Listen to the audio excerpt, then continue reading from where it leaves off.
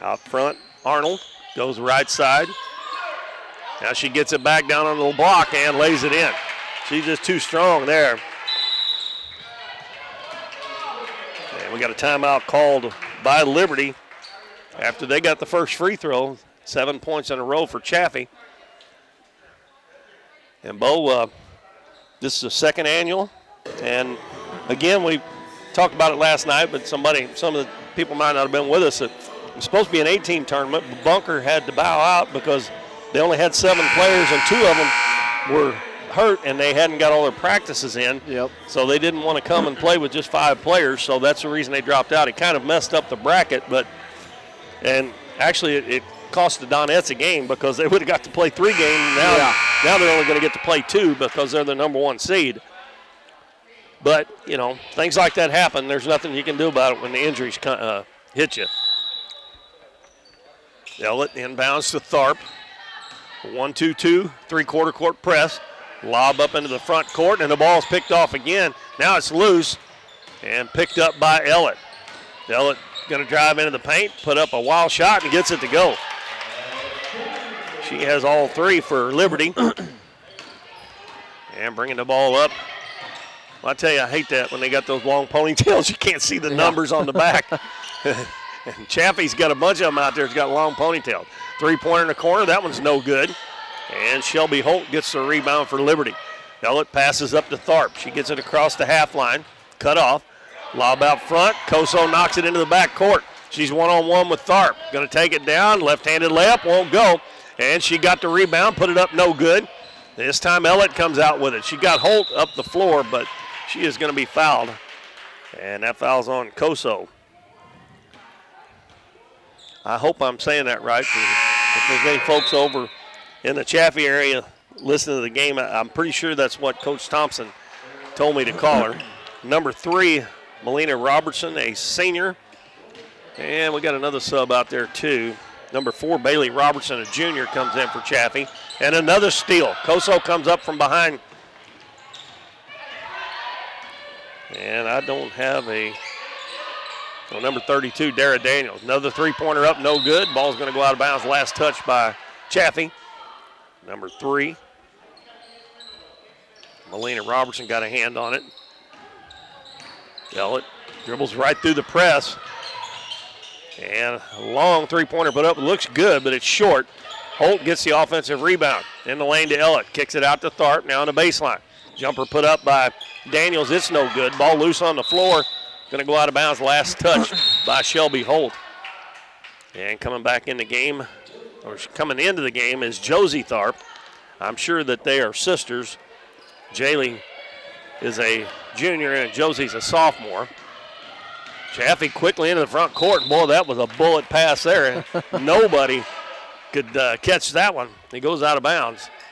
She was trying to get it to number 11, Jordan Brown. I did not see her check in the game. Both coaches are substituting freely here in this first quarter. 7-3 Chaffee. 3-pointer up. That one's off the right side, air ball. Koso up the floor, 2-on-1. Pass over on the side to Brown, and I'm going to say that was a clean block. I thought maybe she got traveled there. It looked like she took, but a lot of times they give it that Euro step they call. Yeah. I'm not really sure that's usually a side step, but ball inbounded. Dribbling to the right side, ball knocked away. Getting it back is Robertson. Ball loose now. Picked up by Robertson. And Koso goes in, puts it up over the rim, and it falls in. And she has 4 points now, and she got a chance for a 3-point play. And number 14, Lillian Walton, comes back in for Liberty. And somebody came in for, and the free throw is good. I think she would have got another one there if she hadn't made that. It looked like they were in the lane. That makes it 10-3. Quickly up the floor, Josie Tharp gives it to Ellett. Her shot's blocked by Koso, and Ellett comes down with the ball, and she is standing on the out-of-bounds line. Chloe Jester back in the game. As I said, both coaches are running them in and out. And I do not remember who checked back in for Chaffee. I think it was Jersey Lynn. I think she had checked out. I didn't see her a second ago. And Koso gets it on the left block, turns and puts it up, and Shelby Holt picks up the foul. And then we'll have 2 more free throws coming for Carly Ann Koso. She's got 5 of the 10 points for Chaffee here in the first quarter. 3 minutes and 11 seconds to go. Her free throw's good. Koso is a junior.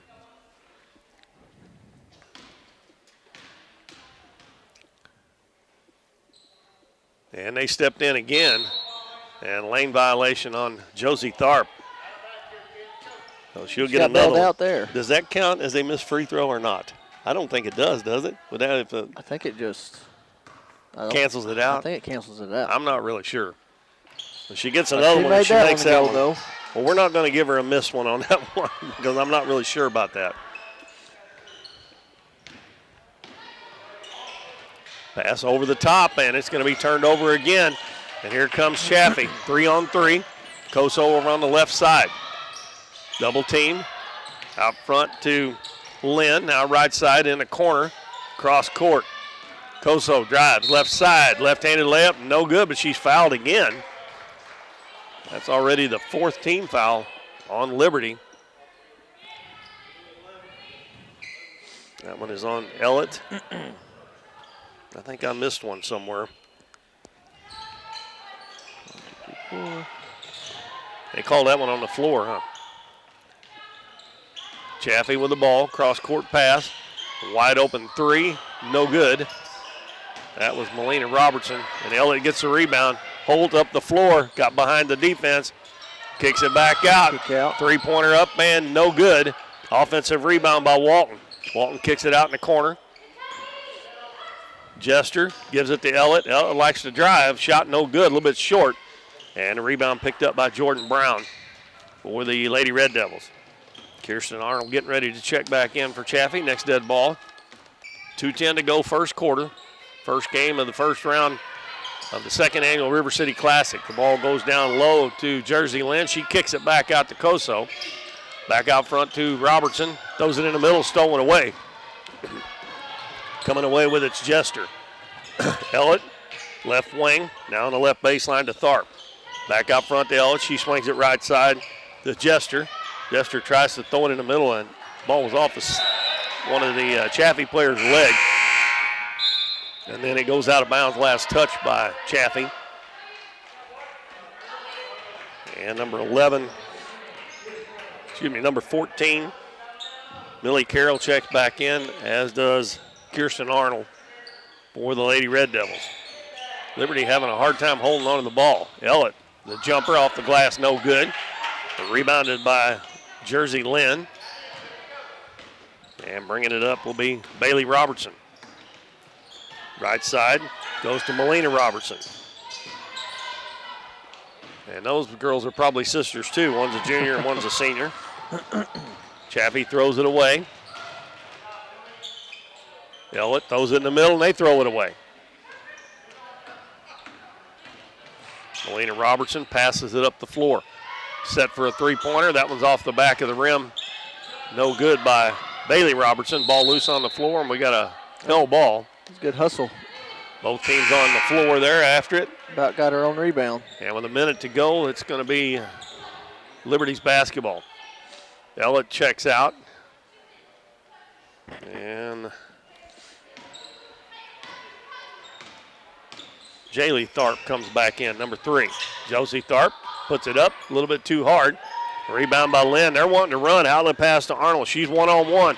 Goes in on the left side, puts it up, and another foul. This one's going to be on Josie Tharp. And I believe that will be, well, I think she was shooting anyway, but if not, they're in the bonus now. We still got 45.9 seconds to go in the first quarter. Chaffee up 12-3. Arnold's free throw is good. Now, if I didn't mess up by not counting that free throw a while ago on the lane violation, they're 4 of 4 from the line. 13-3 in favor of Chaffee. Arnold's next one is up, and it's good. She's got 4 points here in the first quarter. 11-point lead. Liberty having a hard time getting anything going. Got a lot of turnovers here in the first quarter. Morgan Smith is double teamed. Bounces it out in the middle of the floor to Tharp. Over on the right side, driving to the baseline. Jumper up, no good. That was number 20, Chloe Jester, and they're going to call a foul on number 41, Kirsten Arnold. Her first, and that'll be a shooting foul for Chloe Jester.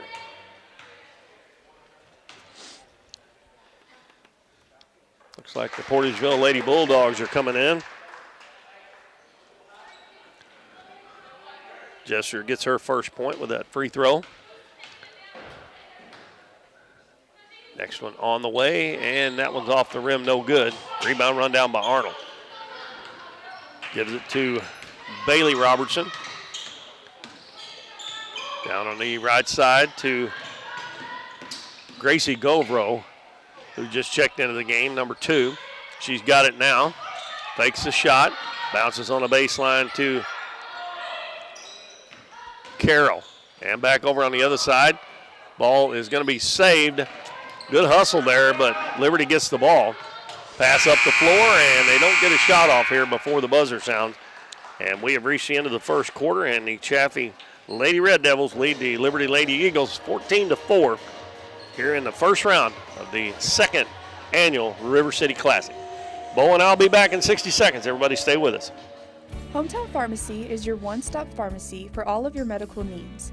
Our pharmacists provide shots for flu, pneumonia, and shingles all in this pharmacy with no appointment necessary. Refills can be requested online or through our app, and delivery is available if you live within the city limits. Transferring prescriptions is easy, so come by or give us a call, and our friendly staff will take care of everything. Come experience the difference a hometown pharmacy can make on LaRue Street in Doniphan. At Missouri Farm Bureau Insurance, we are proud to be chosen by our neighbors and recognized by Forbes as one of America's best insurance companies. With 75 years of dependable life insurance protection, Missouri Farm Bureau Insurance, we've got Missouri covered.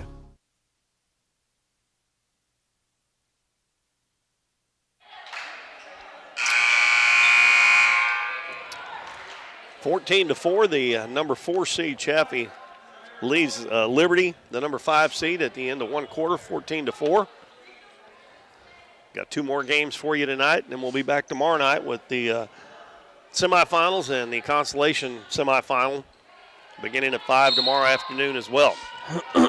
Finals will be on Saturday beginning at 2:30. Chaffee with the basketball. Arnold has it knocked away, and the ball's loose on the floor, picked up by Liberty. Out ahead of the pack is Tharp. She lets the defense run by and hits a little jumper. That was Jaylee Tharp, number 3, wasn't it? Yes. Arnold gets it inside. She's wide open, but she missed the shot. Ball tapped around, and it's still loose. And they're going to say Arnold was on the end line when she picked the ball up. Govro checks out. And Koso comes back in. Also, Millie Carroll, Arnold, and a left-handed shot. Boy, that was a wide open one. There she missed. Down 14-6. They need those to go in. Ball knocked away from Bailey Robertson. She picks it back up, drives into the paint, and her pass is deflected out of bounds by Delaney Ellett. Both teams are looking to push it. Yeah, they are. I don't think we've got any fast break layups yet. We got some fouls. Shot no good. Rebound underneath. And that is going to be one of the smallest players on the floor. Bailey Robertson missed the shot, but she got her own rebound and got fouled again. So she'll go to the free throw line. That foul on Jaylee Tharp. Yes. Bailey Robertson's free throw and rims out. Josie Tharp comes in. She replaces Morgan Smith for the Lady Eagles. The Eagles are coached by Desi Smith. Next one up, and it's good. And Jordan Brown will come back in, and she replaces Bailey Robertson. She'll only make one there. Yeah. Okay. That was the first miss for Chaffee from the free throw line on that first one. Ellett drives, ball knocked away from her, and we're going to have a foul called on Millie Carroll. And I believe that's her first, and the first team foul here in the second quarter. It's 15-6. Chaffee with a 9-point lead. We played about a minute and 15 seconds of the second quarter. Jumper from the elbow, short. Ball tipped all the way out to Koso at the free throw line. She's going to bring it up herself. Got her head up, looking up the floor. Gives it to Jersey Lynn. Her jumper no good from the three-point line. Offensive rebound. Now Arnold's going to shoot a 15-footer. It's no good. Delaney Ellett gets the rebound. Got to get some help. She lost her dribble. Tharp comes back. Gets around the defender. Gives it to Holt. Ellett drives into the paint. Her runner's up. Man, that one rims in and out. And a tie ball on the rebound. And it will stay with the Lady Eagles. This is my style of basketball. Run it up the court, get it there as fast as you can. I like it when I'm right the score down and I look and they're shooting it at the other end. Yeah. Of course, I like the score to be a little higher when they're doing that, but yeah. Ellett's three-pointer is way off. And a rebound comes down to Lynn. She gives it to Koso. Koso back to Lynn. Oh, and she thought somebody was on the wing and there wasn't anybody there, so and then she tried to catch it back. Yeah. And she lost it. And that was Jester that come up with a steal. She's got the ball now. Gives it to Ellett. Cross court. Ellett gets it back on the left wing. In the lane. Tharp kicks it out to Josie Tharp. Now Ellett's going to shoot it from the free throw line. It's no good. They're getting some good shots. And an offensive rebound. The ball tipped and went right to the Jaylee Tharp. Is that? Did he give that to somebody else? I thought that was Tharp. It said it just went to Jaylee. So. Oh, I thought that's who made it. We got a foul at the other end. And that was going to be on Delaney Ellett. That's her second. And Allie Marriott checks back in. And Gracie Govro comes in for Chaffee. And also coming in, Dara Daniels comes in for Ellett. She's going to go to the bench with 2 fouls. And bounce pass. Arnold free throw line jumper's good. That's 6 points for Arnold. Lead back to 9, 17-8. Tharp lobs it up and knocked out of bounds by Jordan Brown. Brown looks like she's pretty tall, isn't she? Yes. And Lynn's pretty tall, and Koso's pretty tall. Arnold's not is pretty tall too. They don't have the heights on their program.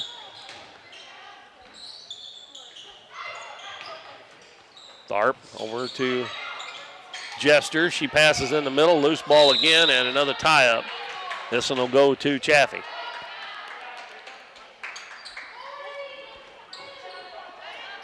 .452 left first half. Now Liberty's going to apply some full court pressure, and the ball's going to come into the front court, and we're going to have a foul. That's going to be on Jaylee Tharp. Now she has 2.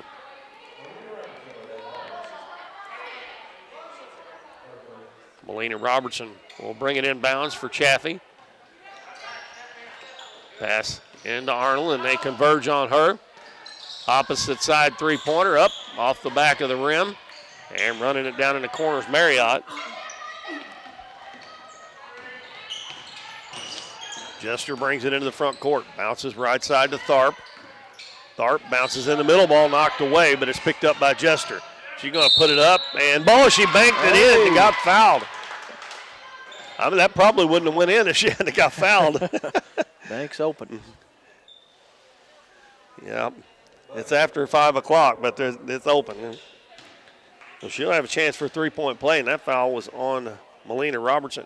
He got 2 on her. That's what they've got up. Oh, no, they just changed it. They just changed it to 1. It's 1, okay. The free throw was good as well. So a three-point play for Jester. Pass in the middle is deflected, but it's picked up by Lynn. Drives to the wing. Hands it to Coso. Out front. Now back on the baseline, down low. Chaffee moving the ball well. Turnaround jumper, no good. Ball tipped out of bounds, and it's going to go off of Arnold for Chaffee.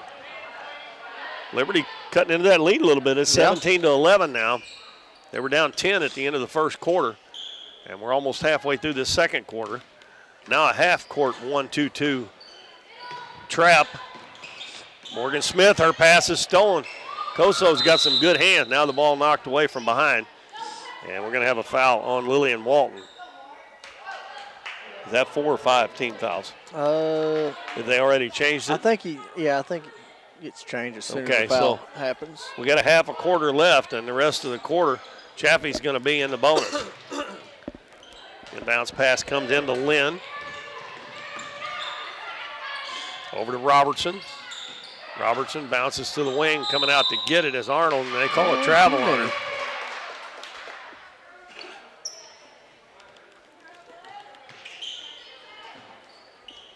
So Liberty gets it back with a chance to cut into that lead some more.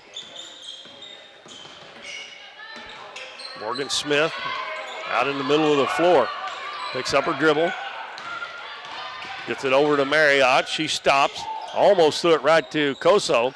And jumper from the head of the key just inside the three-point line is no good by Smith. And we got a foul on the rebound. And that's going to be on Daniels. And number 23, Adeline Thompson, a freshman, checks in, and we'll be shooting free throws at the other end. So far, I have Chaffee 2, 4, 6 for 7 from the line. And this will be Jordan Brown looking for her first point. High arcing free throw, nothing but net. So 7 of those 18 points have come from the free throw line. That's Brown's first point. Next one on the way. Same result. 19-11.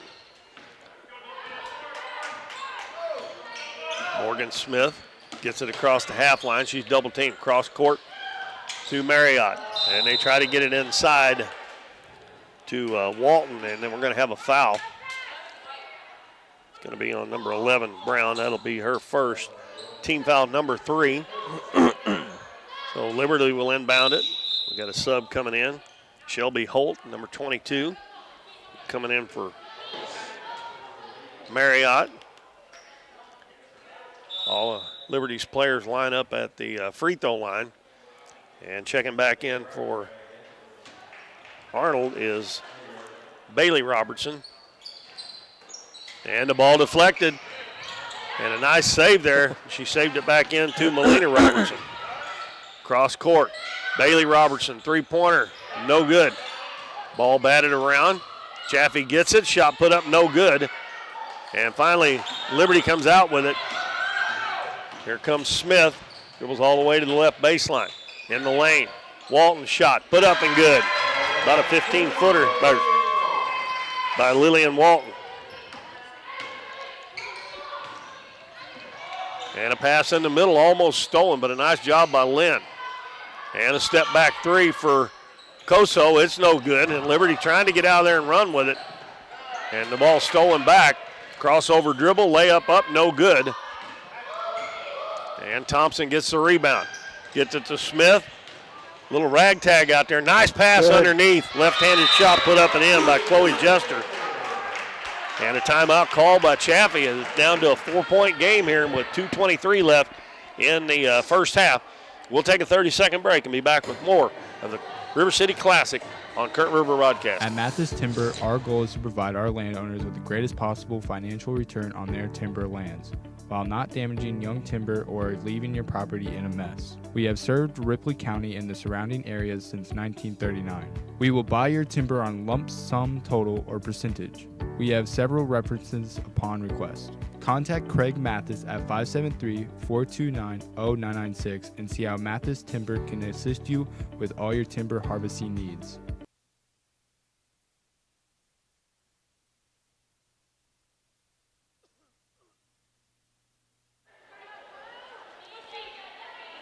Well, Liberty has trimmed Chaffee's lead to 19-15 with 2:23 left in the first half. And as Bo said just a few minutes ago, both teams are wanting to run the ball down. Wide open underneath the basket is Koso, and a good pass from Robertson. And Koso has 9 points now to lead the Lady Red Devils. Somebody fell asleep on Liberty that time. Yep. It's tough when you get it back down to 4 points after trailing by 10, and then you give up an easy one like that. Smith over on this side to Jester. Back to Smith. Somebody's got to be open. They get it to the baseline underneath, and that is Thompson out for three, no good. And the rebound, and here comes Chaffee. And we're going to have a foul as Bailey Robertson put her head down and just took off down the floor. And we'll have free throws again. That foul is on number 20, Jester. Now she has two, so she is the third player for Liberty. Ellett, Jester, and Jaylee Tharp all have two fouls apiece. And Marriott is going to come back in, and Josie Tharp as well after this first free throw by Bailey Robertson. Knocks it down. 9 of 10 from the free throw line in the first half. And Robertson missed the only one that they've missed here in the first half. Not this time. And the lead has grown back to 8.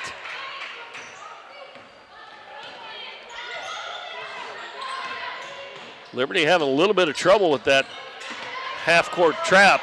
Smith is double-teamed, and Coach Desi Smith calls a timeout. That's the worst place in the world. Well, actually the second place, worst place in the world. Well, no, I guess if you get it across, that's the worst place. Right before you get across is the second worst place to get double-teamed. But Liberty has got some, even against that press, they've got some good shots down there, just haven't been able to make very many of them. I'll tell you what I like. You know, we're talking about the fast pace. I love how both teams hit the outlet and go. Yeah. I mean, they're good at what they do, I'll say that. They get it and they go. Just struggling a little bit to put the ball in the basket. I mean, it's pretty much of a low score here in the first half. But like I said, it's Chaffee's first game and Liberty's second game, so you got to, it's going to take a little while. And both these teams are really young. I mean, Mountain View don't have a senior. Yeah, they don't have any, and I think there's just two. Stratton.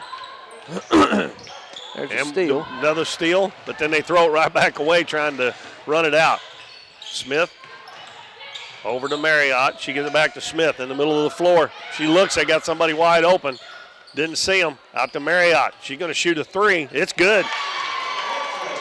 Allie Marriott pulls them back within 5, 23-18 Chaffee. Koso, left wing, and tried to bounce it back. It must have been somebody's knee it went off of. Down low, and a nice play there by Walton to knock it out of bounds. They were trying to get it into Koso underneath the basket. That was good defense there by Liberty. Inbounds comes to Koso. She turns over that right shoulder, puts it up with the left hand. It's good. And she has got 11 points here in the first half. Smith, Marriott, and she traveled.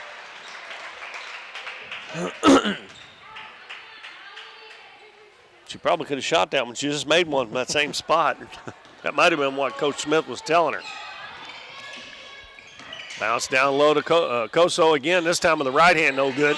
And the offensive rebound back up and in by Arnold. And Arnold's got 8 points. So her and Koso have combined for 19 of their 27 points. 27-18, 25 seconds left in the first half. Marriott, left wing. Back out front to Smith. Back to Marriott. She's open again from the same spot, and that one's no good. And we're going to have an over-the-back foul on Koso as Walton got nice inside position. No bonus yet. That was team foul number 4, so Liberty with 14.3 left will still have a chance to get a shot off here as Addison Stratton, the one of the two seniors, for Chaffee checks back in. Pass way out front. Smith over to Stratton, going to try it again, and that was almost a repeat of the other one. Another offensive rebound. Holt gives it to Stratton, shot just out in front of the basket. It's an air ball. Ball tipped back in, and we're going to have a foul with 2.1 to go as Marriott tipped that ball. Oh, they just call out of bounds. I guess they just called out of bounds. Inbound it. Oh, they did call. I thought they called a foul.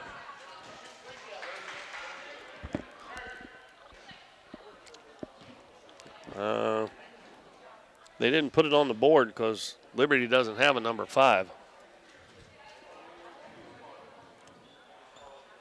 I think it was on. I just marked it. I thought it was 10. Marriott, wasn't it? Yeah, it should have been 10.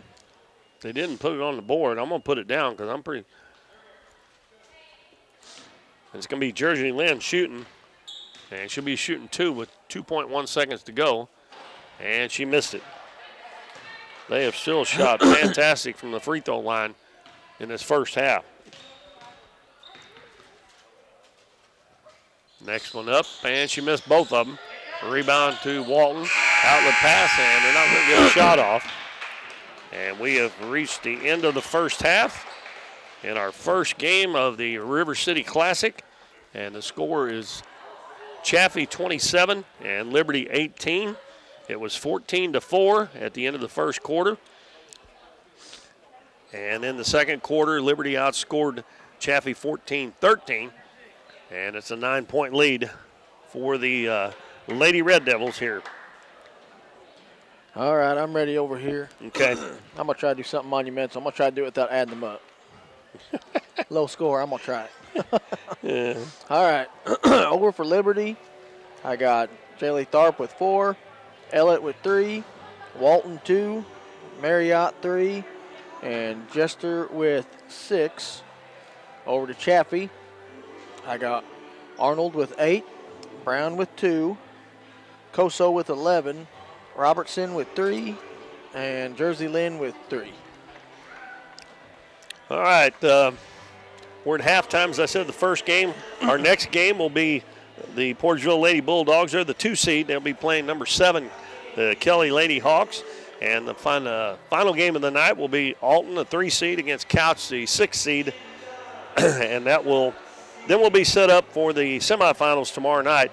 Now, with the Bunker dropping out, there will only be one game in the Constellation semifinal. Actually, the loser of this game will go all the way out to the Constellation Championship. And because there's only 3 teams in the top bracket. Yep. So whoever loses this game won't play again until Saturday. And then the Donettes, the number 1 seed, they play at 6:30 tomorrow night. And the loser of Portageville and Kelly and Alton and Couch plays at 5 o'clock. And then the last game tomorrow night will be the winner of Portageville, Kelly, and Alton and Couch. On Saturday, the finals, the Constellation Championship will be at 2:30. Third place game at 4. Championship game at 5 o'clock. We're going to take a short break, and we'll be back before the second half starts. It's 27-18. Chaffee leads the Liberty Lady Eagles here in the River City Classic. Stay with us, folks, here on Current River Broadcasting. We see the potential of her and him and you, of where you're from and what you can accomplish. Because when you set your mind to it, there's nothing you can't do. But reaching your potential isn't just about achieving your goals. It's about helping others, supporting your neighbors, building your community, and investing in people that make a difference. Like her, and him, and you. Because when you're from here, that's just what you do. And from here, we can do anything. Nick's Lawn Maintenance and Power Washing is locally owned and operated and a proud supporter of the Dons and Donettes this season. Nick serves Ripley County, the surrounding area, with lawn services from mowing, weed eating, and trimming. And they can trim and maintain your shrubs, bushes, flower beds, mulch, and more. They also clean roofs, gutters, downspouts, and can install gutter screens as well. Quality power washing services to buildings, driveways, sidewalks, fencing, and vehicles is no problem at all. No matter how big or small the job is, give Nick's Lawn Maintenance and Power Washing a call at 208-8659. For more than 35 years, Smothers Chiropractic Center has been helping patients improve the function of their nervous system and create better health by finding disturbances in the nervous system that can lead to neck pain, back pain, sciatica, and migraines. Dr. Smothers provides care for newborns to the young at heart, offering traditional chiropractic adjustments along with low-impact adjustments. They also offer a variety of supplements to help promote overall wellness. Contact the friendly staff at Smothers Chiropractic Center so you can be your best. Oh, did you get us switched over to shelter insurance? Actually, I found a deal online. You did? Does your deal come with award-winning customer service? Oh, I'm not sure. Does the deal include a local agent? Doesn't actually say. Can we create a customized plan that fits our needs? Let's just call the local shelter agent. For insurance that fits just right, find a shelter agent near you. We're your shield. We're your shelter. Need something printed and need it fast? Bring it to Here's Your Sign in downtown Doniphan. Plastic, metal, and magnetic signs are available, along with banners that can be printed in the size you need. Here's Your Sign can also do vinyl, silkscreen, and embroidery prints for hats, t-shirts, bags, cups, and many other accessories. They have a variety of clothing brands to choose from and specialize in your custom shirts and business advertising needs. No job is too big or small. Give them a call or stop by Here's Your Sign on State Street in downtown Doniphan. Cosmo Pest Solutions is your hometown pest and termite control provider. With 20 years experience in Southeast Missouri, Cosmo Pest Solutions is here to help your home or business with all pest, termite, and bedbug control needs. For fast, friendly, dependable service, give Cosmo Pest Solutions a call at 573-996-ANTS. Countryside Chevrolet's roots run deep in our community, just like the generations of local families that have stood the test of time and made Ripley County a great place to live. At Countryside Chevy, we prepare for the future by honoring the traditions of the past, like no-nonsense pricing, great service before, during, and after the sale, and honest deals that are sealed with a handshake and our word that we'll be here for you. Davis True Value is proud to sponsor the Dons and Donettes for another exciting ball season. Just like the Dons and Donettes, Davis True Value knows hard work wins the game. They are your selection, service, and savings destination hardware store, serving the area with paint, plumbing, electrical, lawn and garden, and housewares. Your local True Value hardware with so much more. From window repair to chainsaw sharpening, we are the store of first choice. Behind every project is a True Value.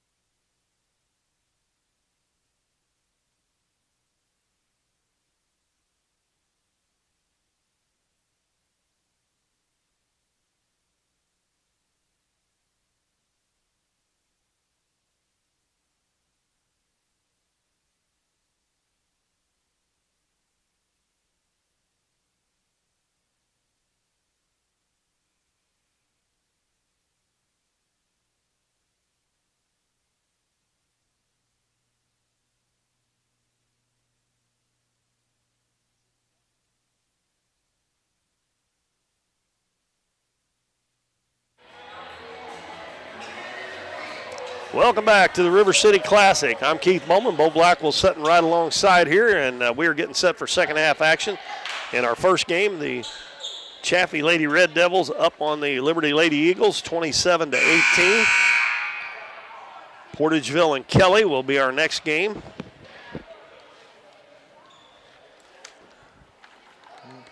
And out on the floor will be Melina Robertson, Bailey Robertson, Jersey Lynn, Carly-Ann Coso, and Kirsten Arnold, number 41. For Liberty, it will be Jaylee Tharp, Delaney Ellett, Chloe Jester, Shelby Holt, and Lillian Walton. Now Chaffee looks like they're in a straight-up zone now. They get it down low to Holt, and she is going to be tied up. A nice job reaching in there by Arnold, and the ball will go over to Chaffee. Liberty is not very big, and Holt was down there posting up, and she had a much bigger girl on her. She was trying to get it back out. Arnold was able to reach in there and get a hand on it, tie her up. Arnold at the free throw line, over to Lynn. Three-pointer by Lynn, no good. Offensive rebound, and a foul's going to be on Tharp, and that's going to be 3 on her. That's one of those, I didn't mean to do that, accidental ones, but it's still her third foul. And Josie Tharp will come in to replace her. So she only got to play 30 seconds here in the third quarter before she picked up her third foul. Inbounds pass, going to come in. Lynn going to try another 3, and that one's good. That's her second one of the game. She has 6 points. And I believe that's the biggest lead of the night, 12 points. Holt back out to Tharp. She swings it over to Jester. Jester has it knocked away. It's picked up by Liberty. Ellett has it knocked away. Now it's picked up by Chaffee. And headed to the other end is Robertson. She missed it, but Coso's there to get the rebound. She missed it.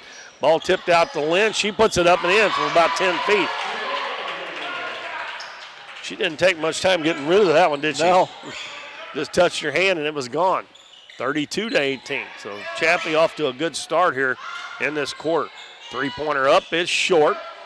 That was Josie Tharp. And the rebound was by Jersey Lynn. Coso brings it into the front court. And we got a travel on Robertson. She went in and made the free throw line jumper, but she shuffled her feet there when she made the head fake. We're just underway in the third quarter. We played about a minute and a half. Liberty with the basketball. They're down by 14. And another steal. Robertson bringing it up. She's 1 on 3. Hits Coso going down the left side. Goes up. And we're going to have a hack. And that was going to be on Josie Tharp. That'll be her second. And going back to the free throw line where Chaffee was hit 10 of their first 11. And then they missed their last 2, but they were still 10 of 13 in the first half. That's excellent free throw shooting. Here we go again. Sorry about that, folks. Coso missed that one. Josie Tharp checks out, and Allie Marriott checks in. Next one is good. That is, let me find her, 12 points for Coso. Pass in the middle, bad pass. Picked off again. Over on the side is Lynn, and she goes in on the left side, puts it up with the right hand, and all of a sudden she's got 10 points. She scored 7 here in the third quarter. Liberty being awful careless with the basketball. Lots of turnovers with their passes, no zip on them. And Coach Smith calls a timeout. 35-18 here in the third quarter.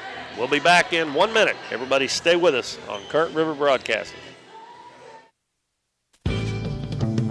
Davis True Value is proud to sponsor the Dons and Donettes for another exciting ball season.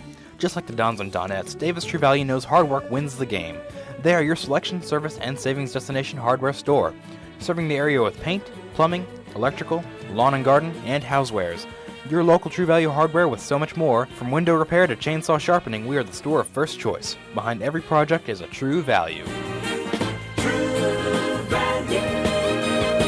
At At Missouri Farm Bureau Insurance, we are proud to be chosen by our neighbors and recognized by Forbes as one of America's best insurance companies. With 75 years of dependable life insurance protection, Missouri Farm Bureau Insurance, we've got Missouri covered.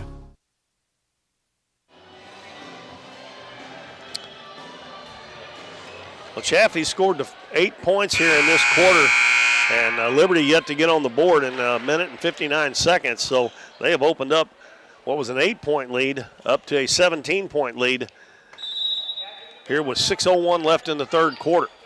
The winner of this game will play the Donettes tomorrow night at 6:30, and the loser will go all the way to the Consolation Championship on Saturday. That will be at 2:30. Marriott is tied up, and again, Chaffee getting their hands in there. That was Bailey Robertson.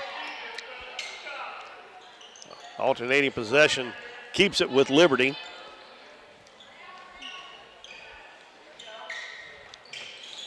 Number 33, Morgan Smith, is in the game.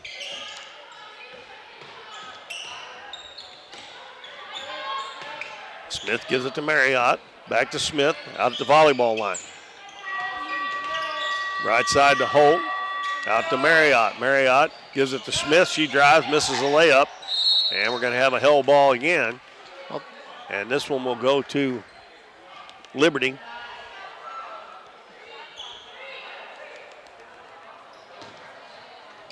Huh. What happened? The shot clock went off. Was that the shot clock? Yeah. I thought it was the school bell ringing. No. They must have forgot to reset it. Adam's coming over here. And I forgot to tell everybody, we were playing with a shot clock again. We did in this tournament last year.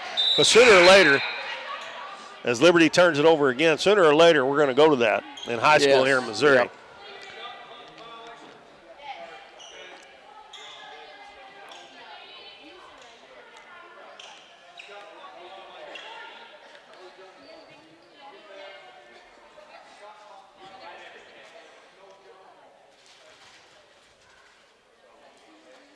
So the shot clock violation was on Chaffee?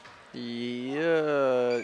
They didn't have the ball. I think it was on Liberty. Okay, well, Chaffee, I said here. Liberty turned the ball over. Yeah. Chaffee turned the ball over. Yeah. Liberty shooting at this end. I think they went ahead and. Nobody reacted. I was like, anybody else hear that, or is that just me? An offensive rebound by Shelby Holt. And they finally get one to go down underneath the basket. 35-20, Chaffee. Robertson in the paint, Arnold, and she makes a move and she travels. Boy, it's just so hard to keep that pivot foot still when you fake. And Melina Robertson checks out. And Jordan Brown comes back in for Chaffee. Morgan Smith doing a lot of dribbling. Gets it over to Ellett, over to Walton, and she loses it, and it's going to be picked up by Jersey Lynn. Lynn gives it to Koso. Over to Lynn. Now in the corner. Bounce down low. Arnold puts it up, missed it. Koso with a rebound, and she's good with that left hand. That's 14 points for Koso. 37-20. Quickly back at the other end. Long three-pointer put up off the back iron. That was by Jester. No good. And quickly to the other end and taking it all the way to the hole, and that's going to be a charge on number 4, Bailey Robertson. I don't think there was much doubt about that one. It was a good job there by, was that Smith that took that, I think? Yes. Dara Daniels, number 32, checking back in, and she replaces Walton.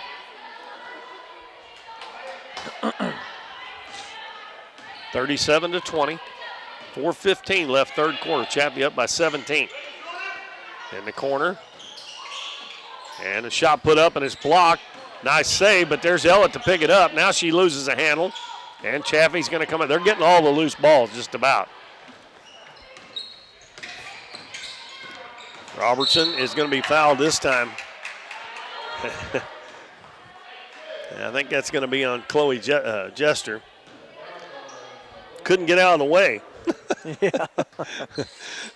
That's going to be 3 on her. Inbounds pass comes into Koso.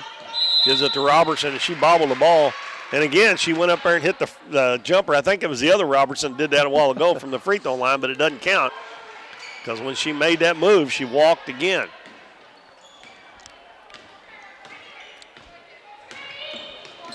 So we stay at 37-20. Ellett drives, going to put up the jumper. That looks good. No, it bounces around, won't go. Battling for the rebound is Daniels. She can't get it. And here comes Robertson. Cuts back into the center of the floor. Over to Koso. Three-pointer's good. That's 17 for Koso. And it's a 20-point lead. That's the biggest of the night for Chaffee. And another steal. Oh, they're going to call a foul on Daniels' pass. That's going to be on Arnold. I believe that's 2. I have her for 2. Yep. And number 14, Millie Carroll checks back in for Chaffee. Smith over to Jester. Three-pointer no good. Ellett gets the rebound, goes in, and is going to be fouled. And that's going to be the third one on Arnold. This time we'll shoot free throws. It'll be Delaney Ellett at the free throw line.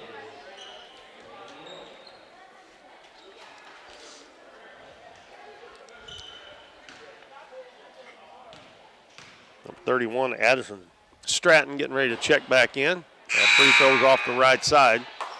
She comes in for Chaffee, replacing Arnold. I believe Arnold's the first player for Chaffee with even more than 2 fouls. She's got 3. Nobody else has more than 1. Ellett's next one is good. That's 4 points for Ellett. 40-21 with 3:13 to go in the third quarter. Koso out front. That's Brown. Now to right side to Lynn. She got it back again. Down on the block to Brown. Over on the left side. Steps inside the three-point line. Puts it up as Carroll, no good. Offensive rebound underneath. And we're going to have another foul on Liberty.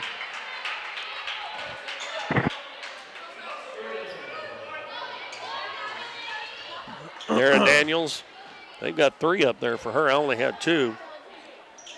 I got 3 down. And we're going to have another travel, this time on Robertson again. Let's see. Jaylee Tharp checked back in for Liberty during that dead ball. Smith over to Ellett. Back to Smith, over on the right side to Tharp. Back to Smith, and anticipation there. And that is Brown, goes to the other end. Out to Lynn, three-pointer. That one's off the back of the rim, no good. And we're going to have a foul going over the back.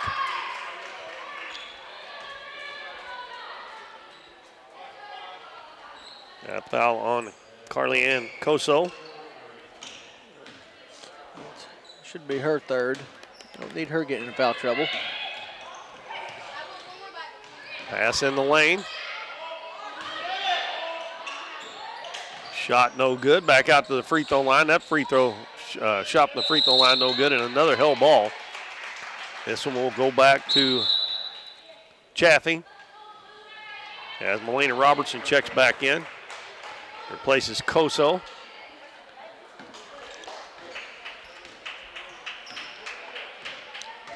Two minutes and 5 seconds left, third quarter. 19-point lead for Chaffee. They get it to Stratton. Kicks it out in the corner. And a three-pointer put up and in by Millie Carroll. That's her first basket. 43-21. Ellett drives, gives it to Walton. Out to Smith for three, and it's good. Morgan Smith gets her first basket. So they get the 3 points right back. And got another three-pointer, and it's good. And that is 2 in a row for Millie Carroll. Hadn't scored at all. Now she hits 2 threes in 2 consecutive trips. And we got another timeout. This is a 30-second timeout. While we're doing that, Bose, you got their list of sponsors there we need to read off. All right, sponsor list here. I have Cosmo Pest Solutions, Countryside Chevy, Davis True Value, Hometown Pharmacy, Casey's on the Current, Mathis Timber, Southern Bank, Nick's Lawn Maintenance, Smothers Chiropractic, 1808 Public House, Farm Bureau Insurance, Here's Your Sign, and Michael Pigg with Shelter Insurance. Folks, we want to thank these fine sponsors so much. We can't do what we get to do without them. So get out and support these awesome businesses. Yeah, and I've said this every year. A lot of those folks have been doing this for years and years and years. I've been calling basketball games for Doniphan since 2007, and some of those folks have been on there since way before I ever started, back when Coach Rickus was doing the games. 46-24, Chaffee leads it, trying to get into the semifinals to play the Doniphan Donettes, the Class 4 defending state champs. I said that earlier, Coach Johnson. I said, boy, it sounds nice being able to put that in front of everything you say, don't it? Liberty with the basketball. Ellett gives it to Tharp. Over to Smith. Stratton all over. She bounces underneath. She was trying to get that, I think, to Walton, but it went all the way to Ellett the other side. Smith shoots an air ball, and the rebound is almost tied up. Lynn with it. Gets the outlet pass to Robertson. Up ahead to Carroll, and the ball is thrown out of bounds.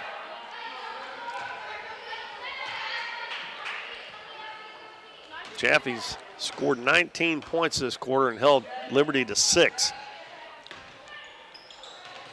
Ellett drives baseline, goes in, put it up, and a block by Brown. Outlet pass to Robertson. Robertson, cross court to Lynn, down low. Brown is wide open, turns, misses a shot. And battling for the rebound is Ellett and Stratton, and it's going to go off of Ellett. As we have Gracie Govro coming back in for Chaffee.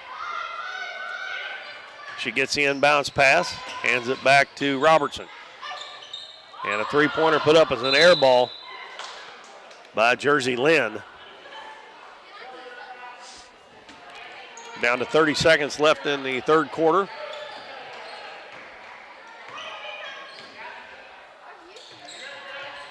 Liberty could use a basket here to just have something positive going into the next quarter, and they get it from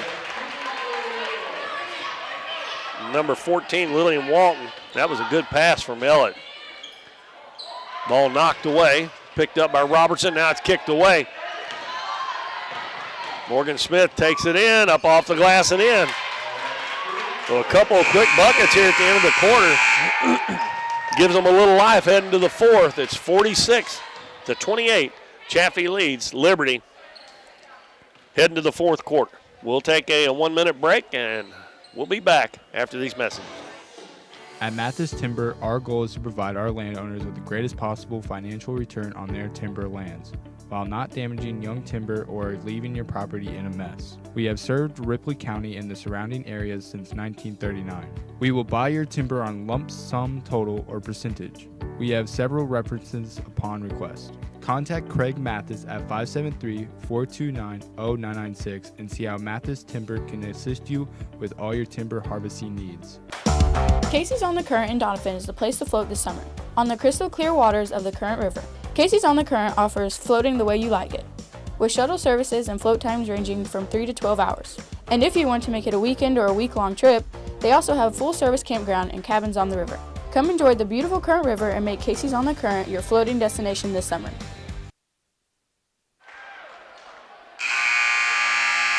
We have 1 quarter to play here in our first game of the River City Classic, and Chaffee has an 18-point lead over the Liberty Lady Eagles, but the Lady Eagles got a couple of baskets there in about the last 20 seconds or so to get a little momentum going into the fourth quarter. Chaffee has the basketball. Carroll dribbles down. Now she's cut off. Tries a backdoor pass, and it's knocked out of bounds by Ellett.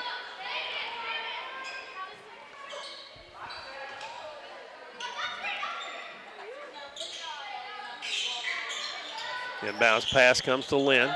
Out to Coso, drives in, left-handed layup up. She missed it, and she battles for her own rebound. They're going to say she touched it last when it went out of bounds.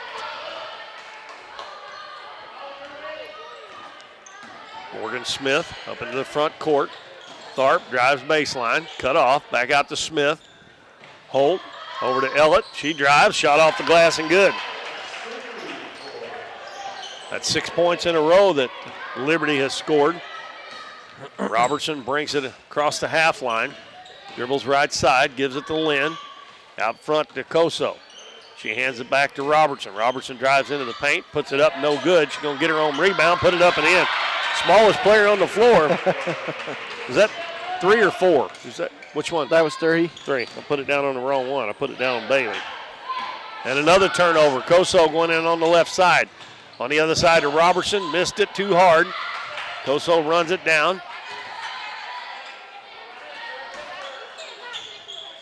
Back to an 18-point lead. They get it down low, shot up and good. Good look inside. By Arnold. Arnold has 10 points now. She's a big, strong girl down there. Lob cross court. Tharp, wide open 3. That one's no good. And Lynn gets the rebound, and she's going to be tied up. Lynn is a sophomore. She's kind of slight of build there, and she's going to learn not to bring that ball down like that. And we got Bailey Robertson coming in replacing Melina Robertson. Liberty and inbound underneath their own basket. Out front to Jester. And her pass, Walton can't handle it. She's going to be tied up, another tie ball. Lead is back to 20. Liberty had it going their way there for a few minutes, and Chaffee has gotten back to a big lead again. Koso looking down low, wide open on the other side. Robertson drives baseline, takes it in, muscles it up, no good, but she's going to be fouled. I think they kind of bailed her out on that one. She didn't have much of a shot there. That foul is on Marriott.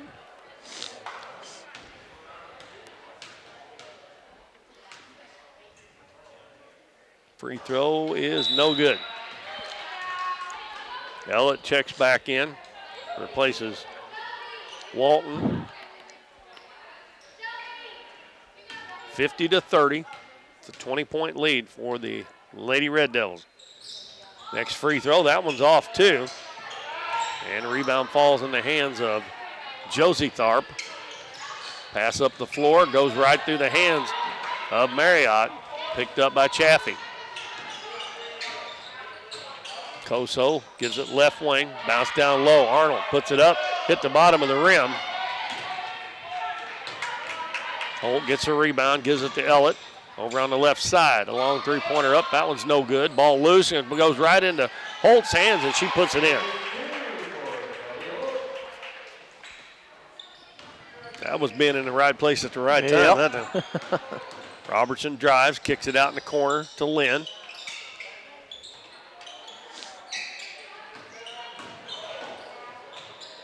And driving to the basket is going to be Arnold, misses a shot. Ellett gets the rebound, and she's fouled in the backcourt by Bailey Robertson. Jaylee Tharp comes in, replaces Marriott.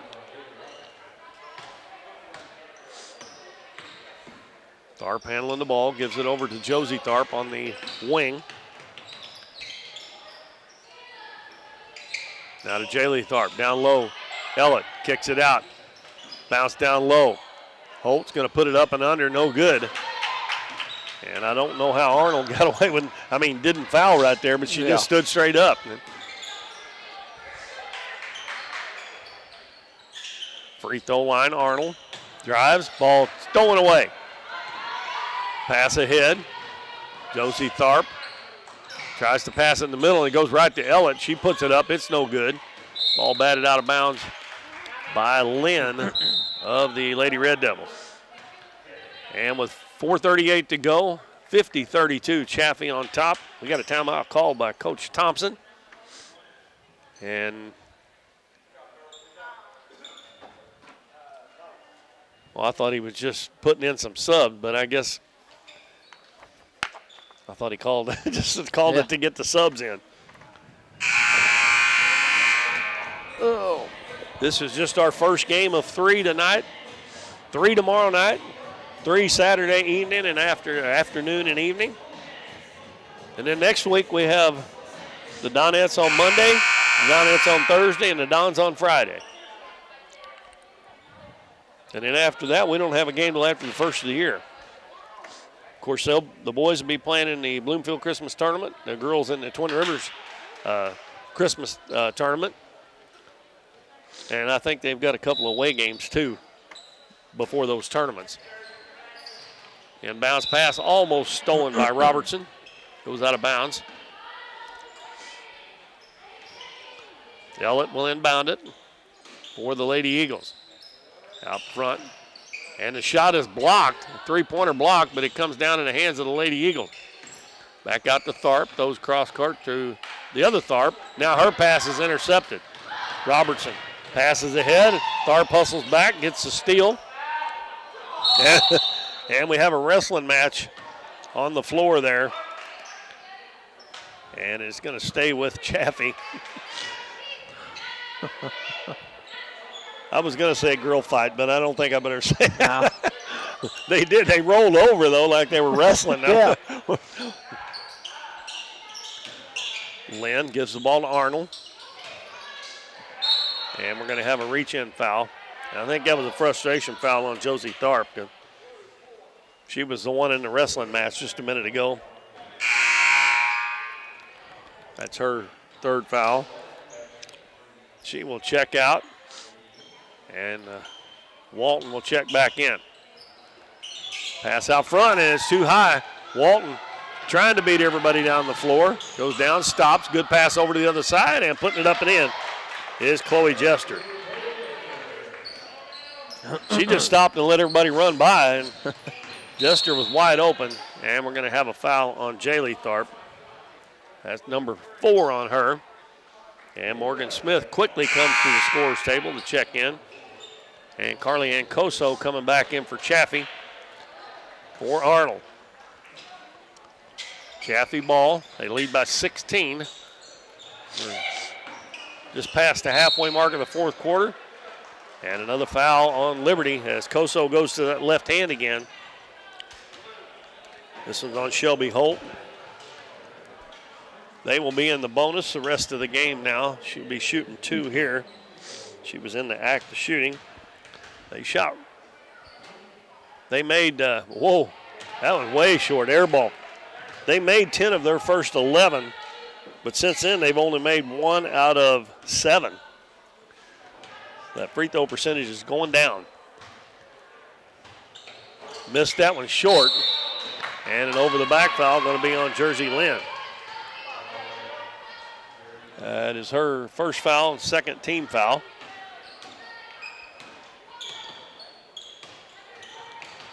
Ellett. Baseline to Smith. Back to Ellett on the wing. Down low, Jester's going to take it in. Her shot blocked. The ball's loose. Picked up by Smith. Smith on the baseline. Her pass is stolen by Lynn. Outlet pass stolen right back by Ellett. Jester gives the ball to Ellett. Ellett drives, puts it up. Too hard, but she's fouled.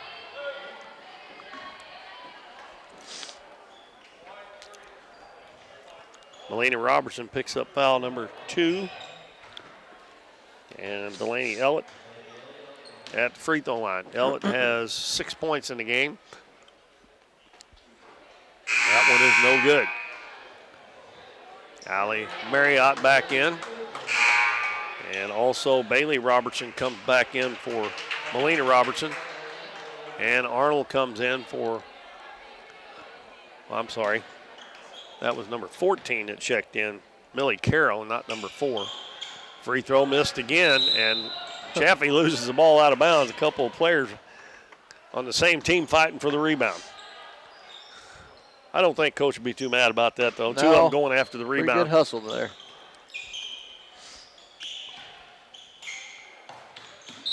And I'm going to have a travel again. And another made shot after a travel call, that time by Allie Marriott. Those are the ones that usually go every time. Hadn't hit a shot all night, and then you make one, and they wave it off. Lynn, free throw line to Arnold. Drives in, left-handed shot, no good. And a rebound by Liberty. That was Walton to come down with it. She gives it to Jester. Jester hands it to Ellett. Ellett drives into the paint, tries to get it low to Walton, and it's stolen away. Koso in the corner. Carroll will take it back out front. And a free throw line jumper up by number 11, Jordan Brown. Her first basket, she has 4 points. And 2.5 minutes left. Jester to Holt, to Ellett, now left side to Marriott. Back to Jester. Her three-pointer's in and out. And Brown gets the rebound for Chaffee.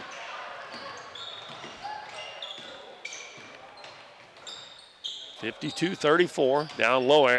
Arnold, a nice catch. She can't hit the shot. Brown's there to pick up the rebound. She missed it. Now Arnold gets it and puts it in with the left hand.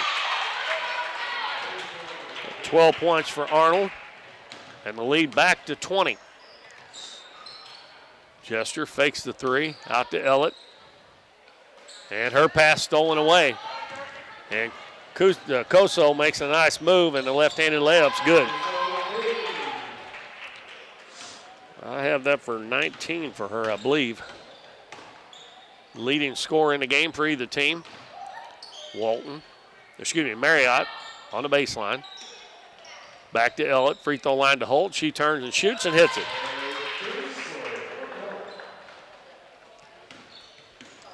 .120 left after a probably 10 or 15 minute break here. We're going to have an offensive foul called on Koso. We will have Portageville and Kelly. And mass substitutions. Number 31, Stratton, comes in. Number 2, Govro for Chaffee. Number 14, Millie Carroll, stays out there. And number 13, McKenna Nixon. And we'll get the other one here in a minute. Number 4, Bailey Robertson, back in. We got Dara Daniels, number 32, and the shot put up is an air ball. And it's saved inbounds by Chaffee.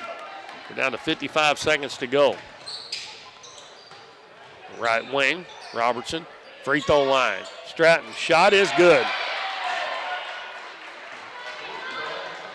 58-36, 40 seconds to go. Marriott on the right wing. Gives it to Smith, back out front to Daniels. Now she bounces it left side to Josie Tharp. Now to Thompson. Thompson gives it to Smith, and she dribbles back out front with 20 seconds to go.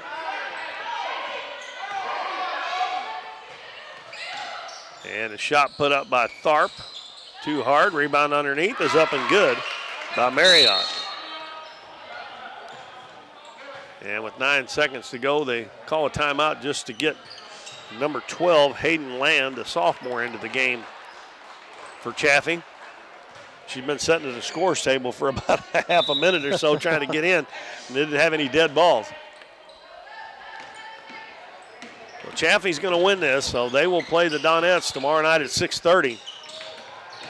And Robertson dribbles it out. And our final score is Chaffee 58 and Liberty 38 in the first game of the River City Classic, the second annual. And like I said, they will play at 6:30 tomorrow night against the Donettes. And Liberty will go all the way over to the Consolation Championship, and they'll play at 2:30 on Saturday. All right, over for the scoring for Liberty side. I have Tharp with 4, Ellett with 6, Walton with 4, Holt with 6, Marriott with 5, Jester with 8, and Smith with 5. Over to Chaffee's side, I have Robertson with 3, Stratton 2, Arnold with 12, Brown with 4, Koso with 19, Robertson with 3, Jersey Lynn with 10, and Millie Carroll with 6. So Chaffee wins this first game. We got Portageville and Kelly coming up. We'll wait just a second here and tell you about how long it'll be before we come back on here. The Kelly girls take the floor. Looks like they got 2, 4, 6, 8 players. And Portageville getting ready to come out as well. And Portageville made it to the Final Four last year in Class 3. And they returned, I think everybody on that team, they finished 4th. They lost both games, but they are going to be a really good team. Well, they still haven't put the time on the clock. Getting ready to, I think.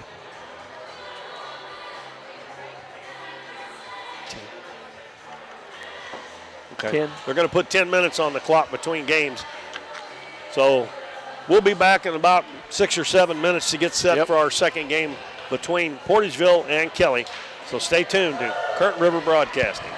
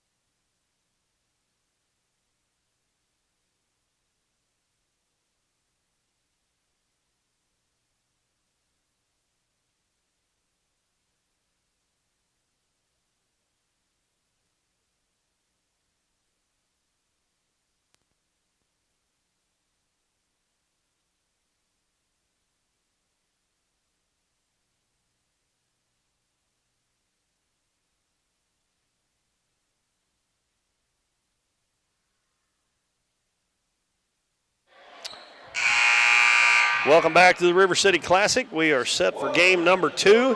The number 2 Portageville Lady Bulldogs, number 7 Kelly Lady Hawks. We will give you the starting lineups for the Kelly Lady Hawks first. Number 1, Kaylee Still, a sophomore. Number 3, Cecily Hall, a sophomore. Number 5, Peyton Ratley, a sophomore. Letty Glenn, number 11, a sophomore. And Riley Burns, number 22, a sophomore. They have no juniors and no seniors on their team. They're all sophomores except for 2 freshmen. They only have 8 players.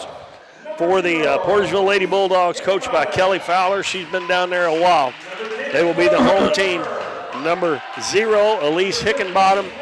Number 10, Glow Farmer. Hickenbottom's a sophomore. Farmer's a junior. Number 15, Maggie Priggle, a junior. Number 32, Josie Clayton, a sophomore. And number 33, Taryn Irby, a junior.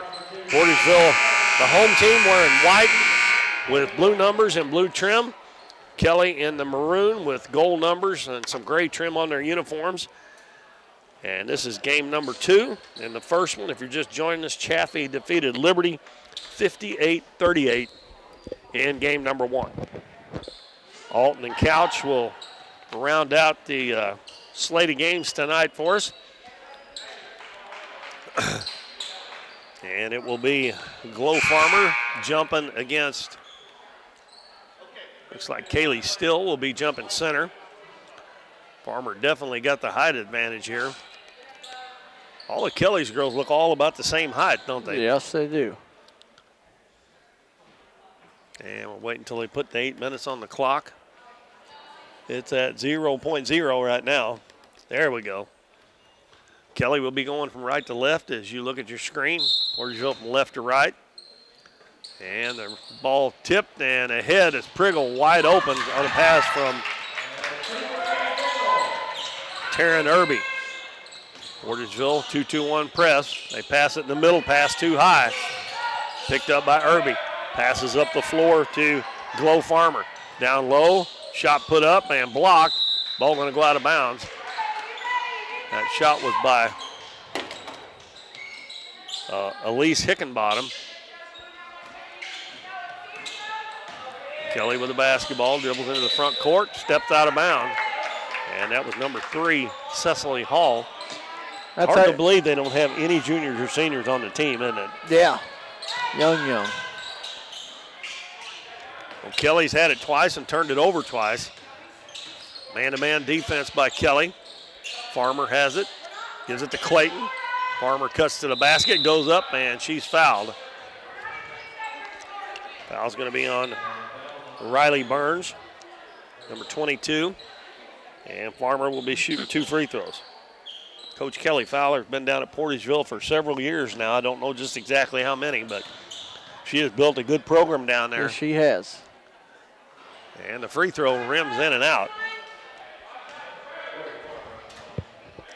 Because I think before she got there, they were not very good at all. And she just slowly got it up there and made it to the Final Four last year. Second one is good. 3-0. Letty Glenn gets it in the middle of the floor and going to take it all the way to the basket is number 3, Hall. She misses the layup. Taryn Irby gets the rebound. Kelly trying to press in the backcourt even after the missed shot. Irby crossover dribble all the way down into the paint. Her little runner no good. Ball tipped out. And the rebound is going to be by Still of the Lady Hawks. Gets it up to Hall.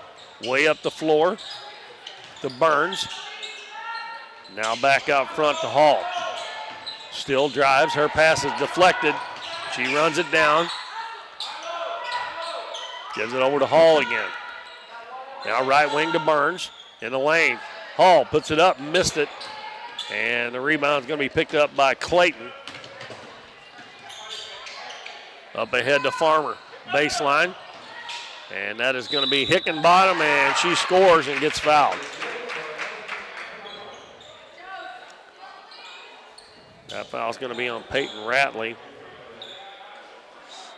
So Hickenbottom will be shooting for the three-point play.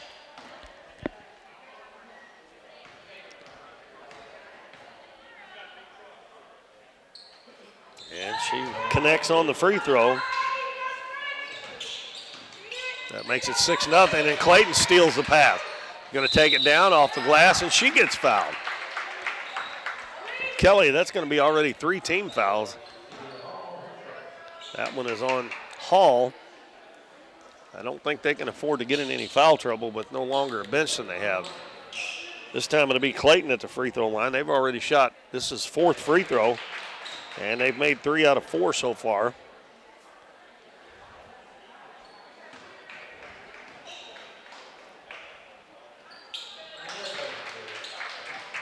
Clayton picks up 2 points. 8-0. Hall with it, dribbles up to the half line, tries to dribble through the double team, and luckily there to pick it up is Glenn, but she throws it away, and we're going to have another foul, and that's going to be the second one on Ratley. And Kelly's off to a very sluggish start here. And trying to dribble through that press, it doesn't work very good, especially when you got active hands like Portageville has. That was the second foul on Ratley. Inbounds pass comes into Irby. Shot is blocked.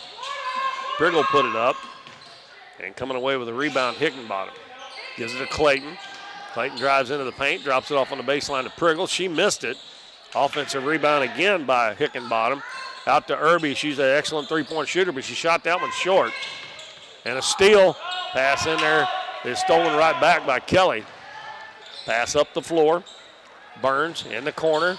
Three-pointer up, no good. Offensive rebound on the other side by Glenn. She throws it back out front to Hall. Right wing to Still. And the three-pointer by Burns is blocked. Priggle picks it up off the floor. Clayton up ahead to Hickenbottom. Drives the baseline. Pass over on the other side to Priggle, and she's tied up by Kaylee Still. And it'll be Kelly's basketball. Oh, I don't have a number 11 for Portageville either. Nope, me neither. Well, that looks like Smith that was out there. Had the Smith warm-up on. And another steal. Bad pass. Clayton takes it in one-on-one, puts it up, and scores.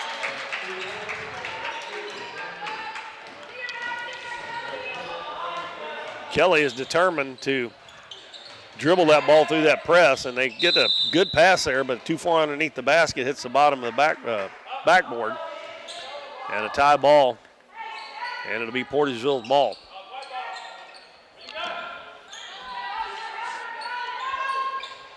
Portageville out to a 10-0 lead.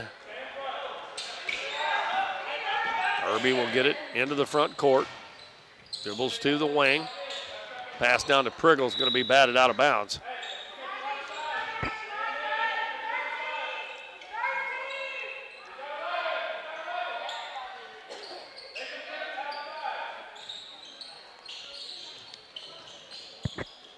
.446 to go in the first quarter. So far, Portageville pitching a shutout, 10-0. Irby open for three in the corner, and that one's good. That wasn't an air ball.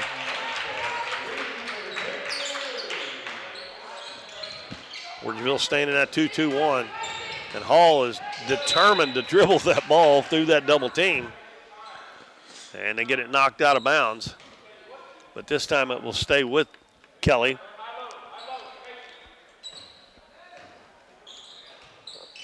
Burns takes it back out front to Glenn. And her pass is stolen by Glow Farmer. Farmer's going to take it end to end. Kicks it out. Clayton's going to shoot a three. That one's off. Irby gets the long rebound, bounces down low. Shot no good, but another foul.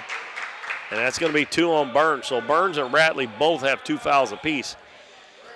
And we got number 13 getting ready to check in for Kelly. That is Lucy Washburn.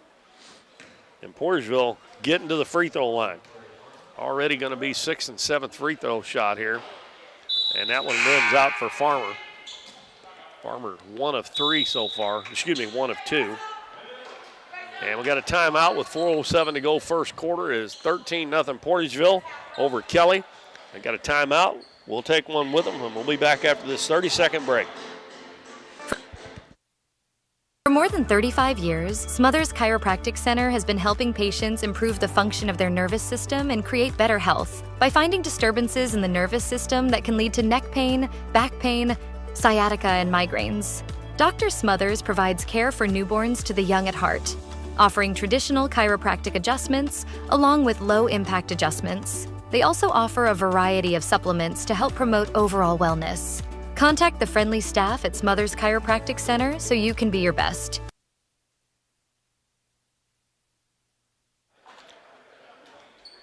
Well, the Portageville Lady Bulldogs off to a quick start here. Kelly having trouble getting the ball up the floor against their press. And Portageville scored the first 13 points. And we got 4:07 to go in the first quarter. And Glow Farmer will be at the free throw line. And she'll be shooting the second of 2 free throws. She missed the first one.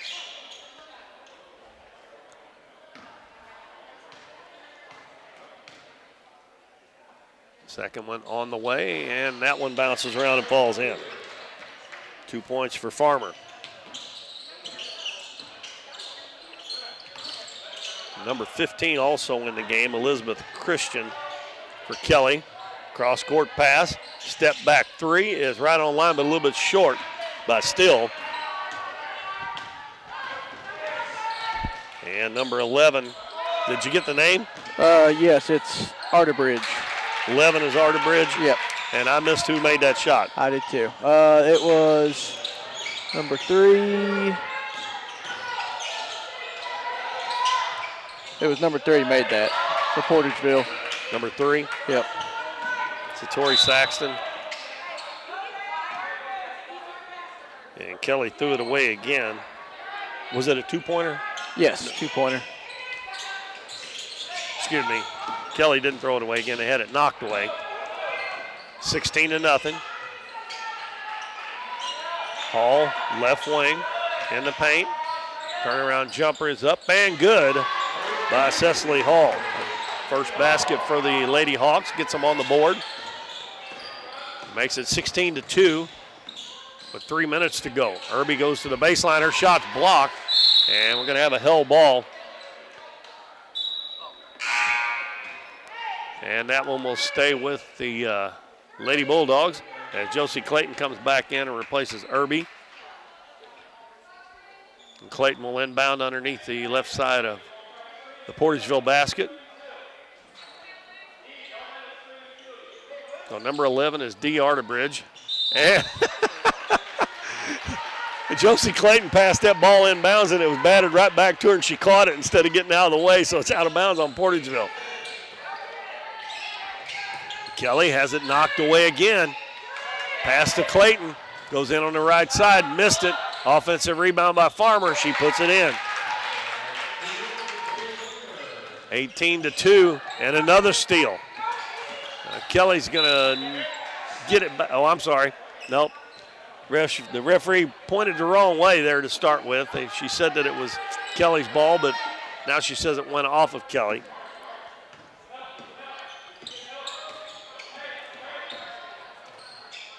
Arterbridge with the ball on the right wing. Gets around her man into the paint, and another foul. And I think that's going to be the second on number 3, Cecily Hall. And Kelly's getting in real trouble here at the foul situation. They've already got 3 starters with 2 fouls. We still got 2:28 to go first quarter. Arterbridge misses the first free throw. It's Farmer, Arterbridge, Priggle, Clayton, and Saxton on the floor. That one no good. A rebound run down by Elizabeth Christian. Gives it to Hall. Hall throws it up the floor. Cross-court pass. Still throws it back cross-court. Now Glenn has it. Back on the left wing to Still. Still's going to drive into the paint, put it up, and it goes in off the glass. Kaylee Still gets the bucket, 18-4. Saxton will get it across the half line. Now she's tied up out near midcourt. Gets it over to Clayton, the ball loose. And we're going to have a timeout called by Coach Fowler there before the tie-up. With the score 18-4 Portageville. If you're just joining us, the first game tonight, number 4 Chaffee beat number 5 Liberty 58-38. And our next game will be number 3 Alton and number 6 Couch. And then our semifinals will be set for tomorrow night.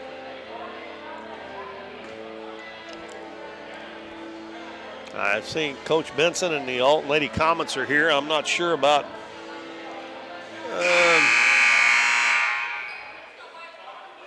I don't think Couch has come in yet. I haven't seen them come in yet. Nice drive over here from Couch. Or, well, it's worse from Alton than it is from Couch. Yeah. Neither one of them's real good, but inbounds comes to Clayton. Takes it right wing to Saxton. Drives to the baseline. Double team pass in the middle is going to be stolen away by Cecily Hall. Brings it up that right side. Going to take it all the way up off the glass. No good. Ball tipped around. And we're going to have another foul on Hall, and that's 3. Wow. Ratley's going to come back in to replace her. Man, this is not looking good foul-wise. They've already committed 7 fouls in this first quarter. And Ratley has 2, Burns has 2, and Hall goes to the bench with 3.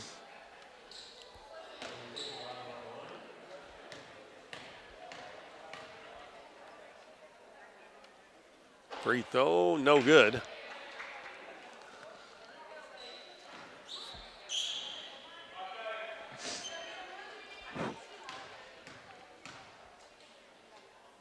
Next one up, and it's good.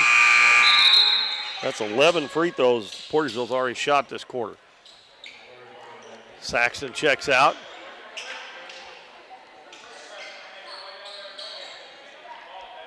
Portageville still pressing. Hickenbottom was one that made that freed up free throw. Bounce pass in the corner. Kaylee Still picks it up. Dribbles back out front. Hands it to Glenn. Glenn bounces right side. Christian hands it off to Still. She's going to shoot a 3 from the head of the key. No good. Ball loose on the floor. Picked up by Irby, who checked back in. Pass up the floor. Driving to the basket. Shot no good. Back the other way. As hard as she can go is Ratley, and there's an offensive foul, and she's got 3. She definitely pushed off with that off arm.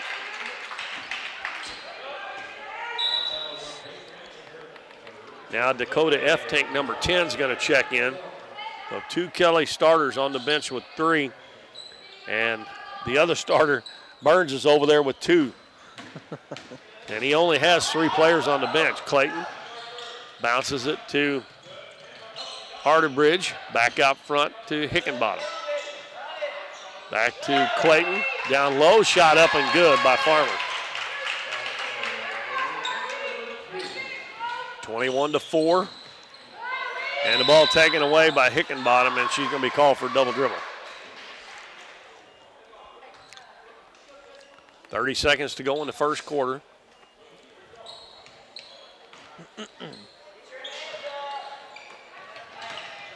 Still going to take it down the middle, all the way to the basket, sidesteps the defender, and it won't go. And we're going to have another foul. And this will be on Kaylee Still. We'll walk the length of the floor and shoot more free throws. Free throws number 12 and 13 coming up.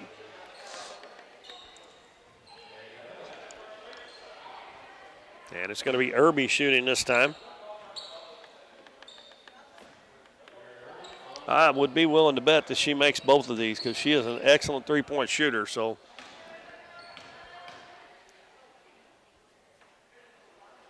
first one is good. 1, 2, 3, 4, 5, 2, 4, 6, 7. There's 7 out of 12 so far.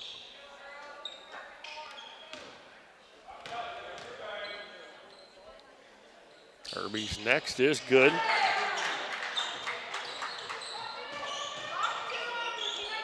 .14 seconds to go. Gwen throws it, intercepted by Priggle, throws it ahead. Farmer's ahead of the pack, and she lays it in. Kelly's not going to get a shot off in a big first quarter for the Portageville Lady Bulldogs. They lead the Kelly Lady Hawks 25-4, and Kelly is in some serious foul trouble already with only 8 players. We'll be back in 1 minute with second quarter action here on Current River Broadcasting. We see the potential of her and him and you, of where you're from and what you can accomplish. Because when you set your mind to it, there's nothing you can't do. But reaching your potential isn't just about achieving your goals. It's about helping others, supporting your neighbors, building your community, and investing in people that make a difference. Like her, and him, and you. Because when you're from here, that's just what you do. And from here, we can do anything.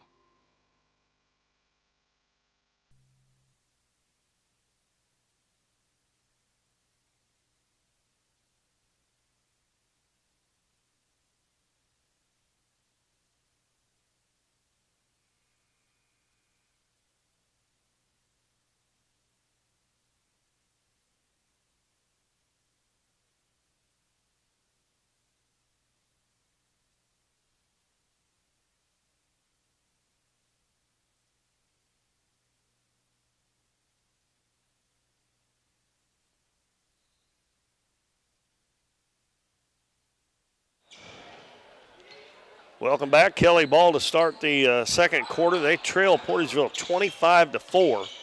Portageville is going to drop back into a zone. And Washburn hands the ball to Still. Over to Glenn. Cross-court pass to Dakota F-Tink.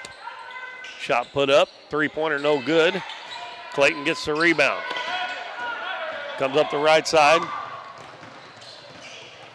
Caton. Okay. Well, they got that down wrong, too. I don't think I messed that one up. It's Caton. C-A-Y-T-O-N. Oh, my gosh. That's what I hate first of the year, these rosters. They come out with different numbers than what they send you in. I think Portageville turned the ball over. I'm not real sure. We were trying to get numbers and names straightened out here. Hopefully the next game we'll have them all right for you. Still's pass to Glenn.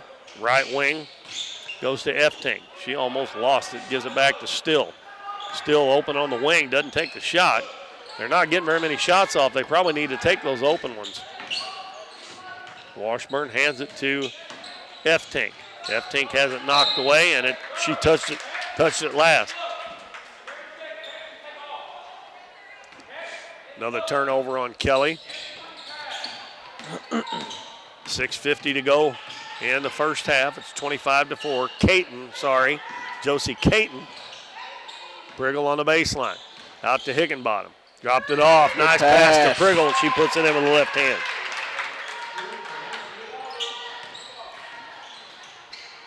Glenn passes the ball to Washburn. Up into the front court. Intercepted by Priggle.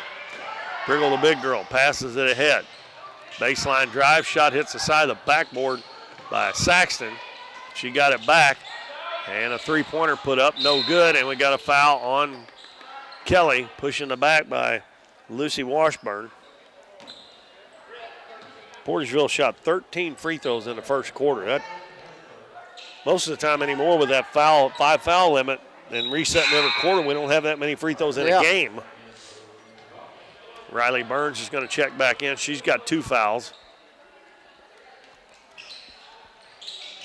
Caton inbounds it.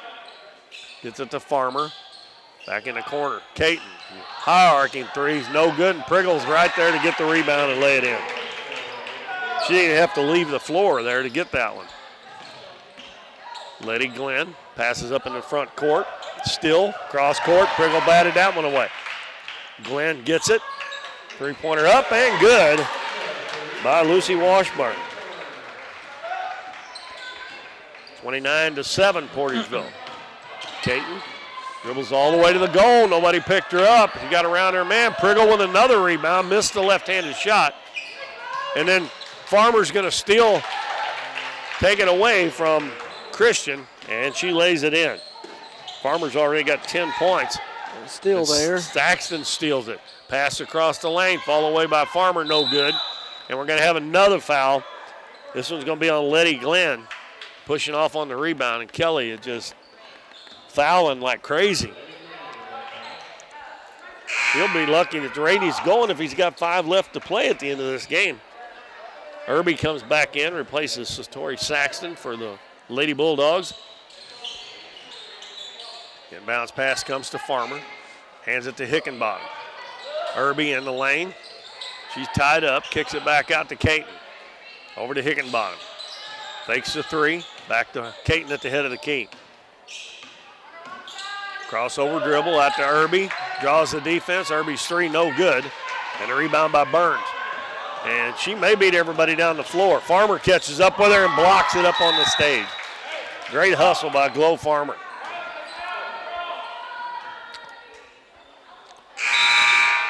And Dee Arterbridge is coming back in. She replaces Caton.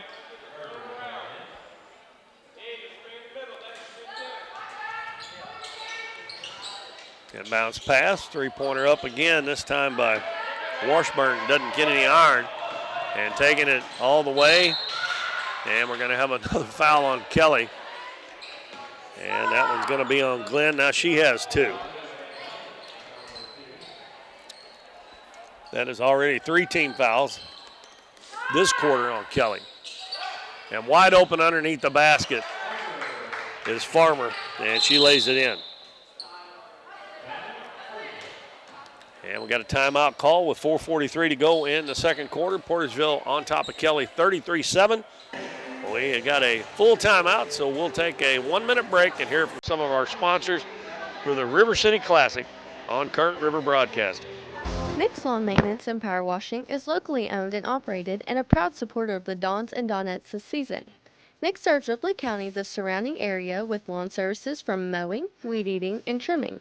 And they can trim and maintain your shrubs, bushes, flower beds, mulch, and more. They also clean roofs, gutters, downspouts, and can install gutter screens as well. Quality power washing services to buildings, driveways, sidewalks, fencing, and vehicles is no problem at all. No matter how big or small the job is, give Nick's Lawn Maintenance and Power Washing a call at 208-8659.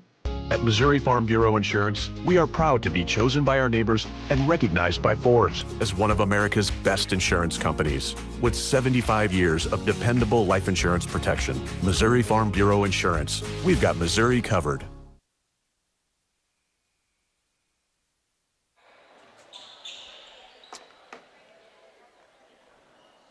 Going to be Kelly's basketball.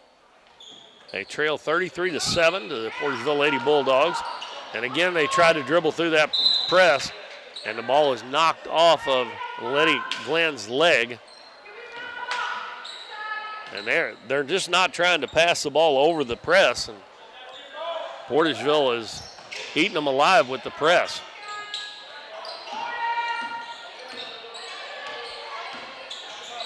Hickenbottom gives it over to Arterbridge. Now to Irby. Irby crossover dribble into the paint, drops it off underneath the Priggle, and she lays it in. That's 8 for Maggie Priggle. It's almost too easy for the Lady Bulldogs. Glenn double team, gets it to Still.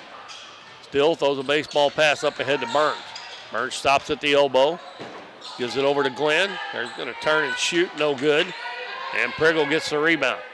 Outlet pass to Taryn Irby.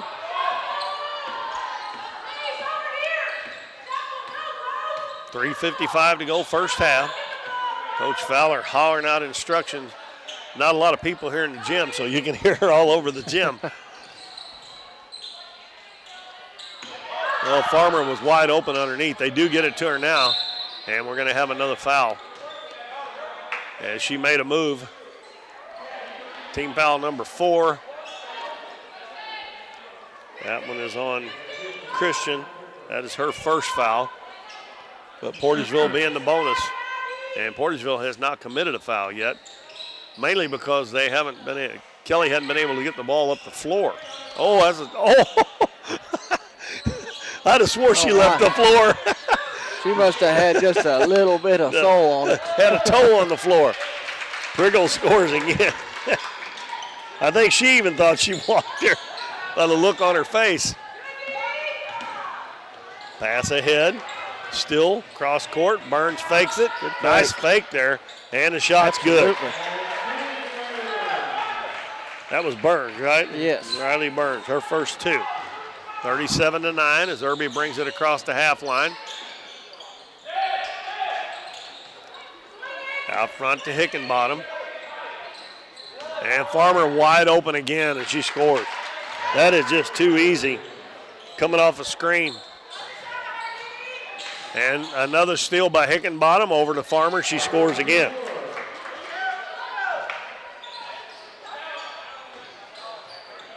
Pass up the floor. This time Burns is going to get it across the half line. Over to Still. Still takes it in. Off the glass a little too hard. Irby is going to be tied up by Still. And the arrow favors the Lady Bulldogs as Satori Saxton checks back in for Portageville, replacing Arterbridge. And Josie Caton coming back in as well. She will replace Irby. 41-9 with 2:27 to go in the first half. Portageville with a large lead over the Kelly Lady Hawks. Caton dribbles right into a double team. Gets it to Hickenbottom. Down low, Priggle with a nice catch, and she scores again. And she has 12 points. So it's the Priggle and Farmer show so far. And we got a foul in the back court on Portageville. That's their first foul in this second quarter. Matter of fact, that may be their first foul of the game. I don't have any other I ones. don't have, yeah. That's amazing. Of course, Kelly has not got the ball up the floor very much. Letty Glenn loses her dribble, gets it back to Kaylee Still. She hands it to Burns. Burns is going to drive all the way to the hole, up off the glass and in.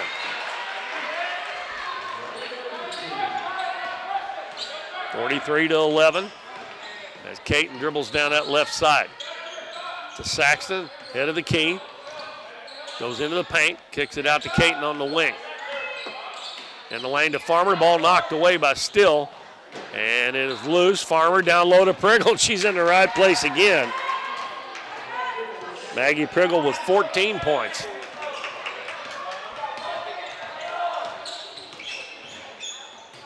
And the ball knocked away into the back court. Farmer's going to get an easy one. Lays it in. 32 of the Portageville points have come from Farmer and Priggle. 47-11, down to 50 seconds to go in the first half, and we're going to have a foul on Hickenbottom.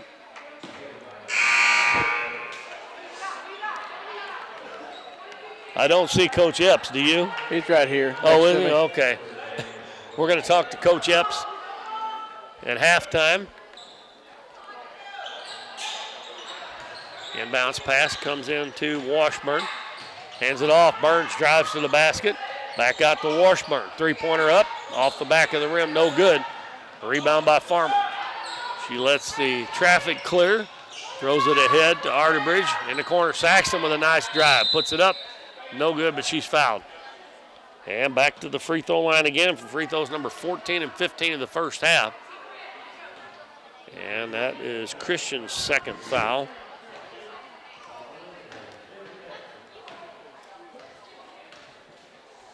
Saxton with 2 points, missed the first free throw.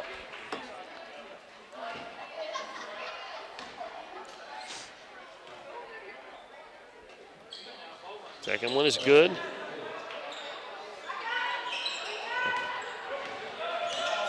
.30 seconds left first half. Burns catches on the right wing. Her baseball pass tipped away, and it's run down by and stolen. Arterbridge goes down, missed the layup. Following it up is Saxton. She missed it, but she's going to get her own rebound again. 15 seconds to go. Irby brings it back out to the volleyball line. Over to Caton on the right side, down low. And Saxton in trouble. Caton over to Irby. She got to shoot it. Oh, and they call. They're going to call a foul, I think, with no time on the clock. That's kind of a bad break. That's going to be the second foul on Still. So Irby will get to shoot 2 free throws before we go to the halftime. Trying to get to 50 points in the first half. First one is good. She is an excellent shooter. She hadn't got very many shots off here in the first half. She's got a 3-pointer. She missed that one. I jinxed her again. That's 17 free throws here in the first half for Portageville. So our halftime score is 49-11 in favor of Portageville. They scored 25 in the first, 24 in the second. And Kelly had 4 in the first, 7 in the second. And a big lead for Portageville here at halftime. All right, real quick scoring for Kelly. I've got Still with 2, Hall with 2, Burns with 4, and Washburn with 3. Portageville side, I've got Saxton with 3, Farmer with 18, Priggle with 14, Irby with 6, Hickenbottom 4, and Caton with 4. And I'm going to turn this over to Coach Adam Epps. All right, we're going to get Coach Epps on here to talk a little bit about this year's tournament.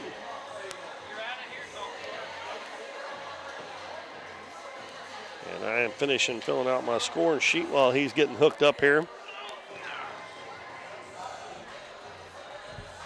Hey, Adam. What's up, Keith? Not much. How you doing? Doing pretty good. Well, we got our second annual River City Classic underway here tonight. What do you think so far? It's been pretty good night.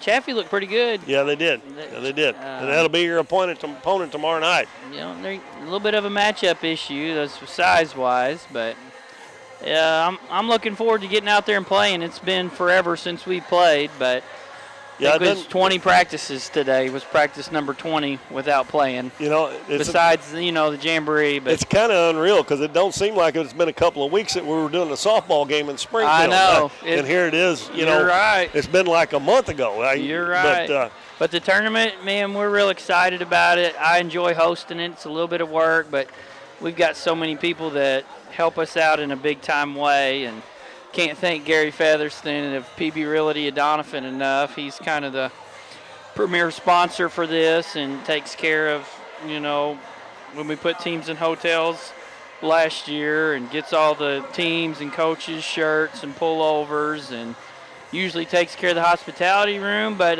Aaron Longo kind of stepped up and spearheaded 3 restaurants that are going to donate. So yeah, and tonight you had 1808 Public House. Yep, and it was really, really good. And I think the next couple nights will be Los Margaritas and the Lemonade House. So, that's some good hospitality room. I mean, I've been to some hospitality room. It'd be like chili dogs and, sandwiches. But we kind of want to make it special here. We try to get everybody, all the girls' T-shirts, and we get it live streamed with you guys and have an all-tournament team at the end. So, by the way, you need to be watching that and have a tournament MVP. And got a couple really good teams here and some potential postseason matchups. Could be Portageville, if they end up playing Alton, that could be the quarterfinal for Class 2. Quarterfinal. So, all those things have to work out. Sure. But that's kind of an interesting matchup right there. Playing each other the Portageville's second game of the season. They've been Class 3, and they dropped down to Class 2. Yeah. So. Yeah, and they went to the Final Four in Class 3 last year. Yes, they did. So, and they only lost one player, I believe. She was pretty darn good. Yeah. Janiyah Smith. She was. But the Portageville looks pretty tough. Well, the only drawback was the fact that Bunker had to drop out. Yeah, that kind of. And it cost us some games, and it cost you a game for sure. And it's going to cost Liberty a game too now. I really tried to find another team, and they gave us about a week and a half notice, and it's hard. I mean, that's 3 games somebody'd have to pick up on their schedule, so that's everybody's already got their schedule full by that. I mean, if they don't by then, they're in trouble anyway. But we're hunting some teams for next year, trying to get, because we want this to be an 8-team tournament. You know, everybody gets to play. Everybody 3 games gets to play 3 games. Yeah. So, what about your girls so far? I mean, you haven't played, so I mean, I know it's kind of hard. You lost your point guard and your center, and but you've got some. I know at least one freshman coming in that is probably going to contribute quite a bit to your team. But then you have 2 All-Staters coming back as well. Yeah, and we've got Ellie, who is Class 4 All-State, and Carson's Class 4 All-State and Player of the Year. So that always helps coming back. But and you got Kenna, and she is healthy this year, and she played really great defense up at Columbia with a hurt foot. Well, and I'll tell you that Kenna's been having outstanding practices every day, you know, and I've been preaching like we need consistency, and you can tell the maturity is starting to get there. You know, this is her junior year. Those 3, they rotate pretty much perfect every day. When we're working on our shell stuff, they're flying around, they're talking, they're kind of being some leaders, you know, and those 3 right there played. There are 3 starters coming back from last year, so we got a couple more to throw in there with them. And it's just kind of exciting to see who steps up. You know, the biggest hole right now will be when we play somebody that's capable of pressuring the ball, is how we're going to handle that ball. You know, you mentioned the freshmen, and we got a couple other post players, and then the other big issues when you lose Maddie and Sarah, that's 4 years of knowing all the rotations and being very solid and physical, sturdy defenders to guard some of these like bigger sized guards that would go in there and post up. And they know how to do it without getting in foul trouble. And, you know, you also lose a little bit of leadership right there. So yeah, quite a bit of it. I mean, those 2 girls played. I mean, even when they were freshmen, they contributed a lot to the team. So, and in the last 3 years, they were just, you know, mainstays. When you don't have to worry, how does it get across the timeline? You don't even have to think about it. Yeah. Or somebody's pressuring you, you don't have to really worry about it. And I think we'll get there. And that's the exciting part about the new year. It's scary and it's exciting is who's going to step up and kind of take the reins of leadership, and who's going to step up and fill those roles that we have to have, you know. And we're not going to look like last year. I mean, whether that's better or not, I mean, but I think we've got a really good amount of potential with this group. I'm excited about them. We just got to see how hungry they are after winning the state championship. Some of them going to the Final Four in softball. That has been a topic, you know. We don't want to be satisfied, you know. Yeah. By the way, I have not yet congratulated Kenna for being the Big 3 softball player of the year as well. Yep, Kenna, Big 3 softball player of the year. And then Mila Scrimsher was the cross-country runner. She's all-state in cross-country. So as Kenna was all-state in softball, and then both of them won the Big 3 for their sport player of the year. So we got some athletes out there, and more than anything, we got kids that really, really, they work hard. We might not have 25 kids on our team, but the ones we have, I mean, I'd go to war with them any day. Well, I'm looking forward to it.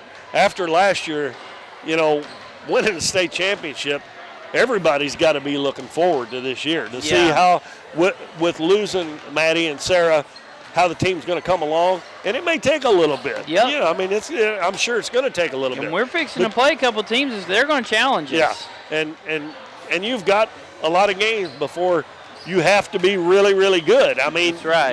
You want to be good right off the bat, but there's a lot of teams and younger coaches that they make the critical mistake of, if they have a chance and they try to soften up their schedule.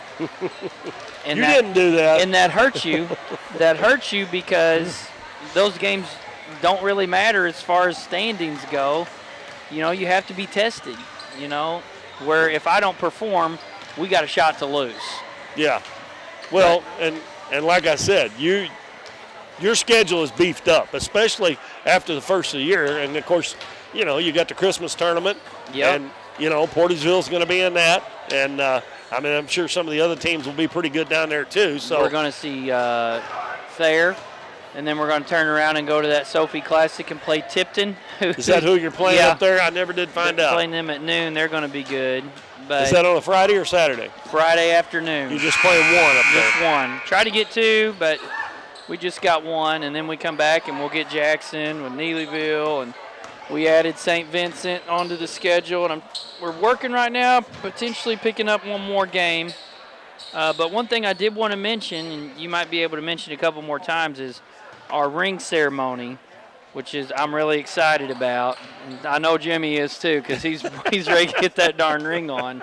Is going to be Monday night versus Fredericktown, in between the varsity and the JV game. So we'll have a little break, 15, 20, 30 minutes, and should be a cool time. We get to honor those guys and give them their rings. Okay, well, Adam, thanks for coming up and talking to me, and congratulations on this tournament. I think it's a great way to start the season. Yep, I appreciate it, man, and thank you for what you guys do. You bet. See ya. That's Coach Epps, and we are set for second half action here. And Portageville with a big lead on the Kelly Lady Hawks, 49-11. And Portageville will send out Hickenbottom, Farmer, Priggle, Caton, and Irby. And it will be Glenn, Hall, Ratley, Burns, and Still. They're starting five, and they are in some foul trouble. Still catches the ball down low, and she's going to be fouled by Caton.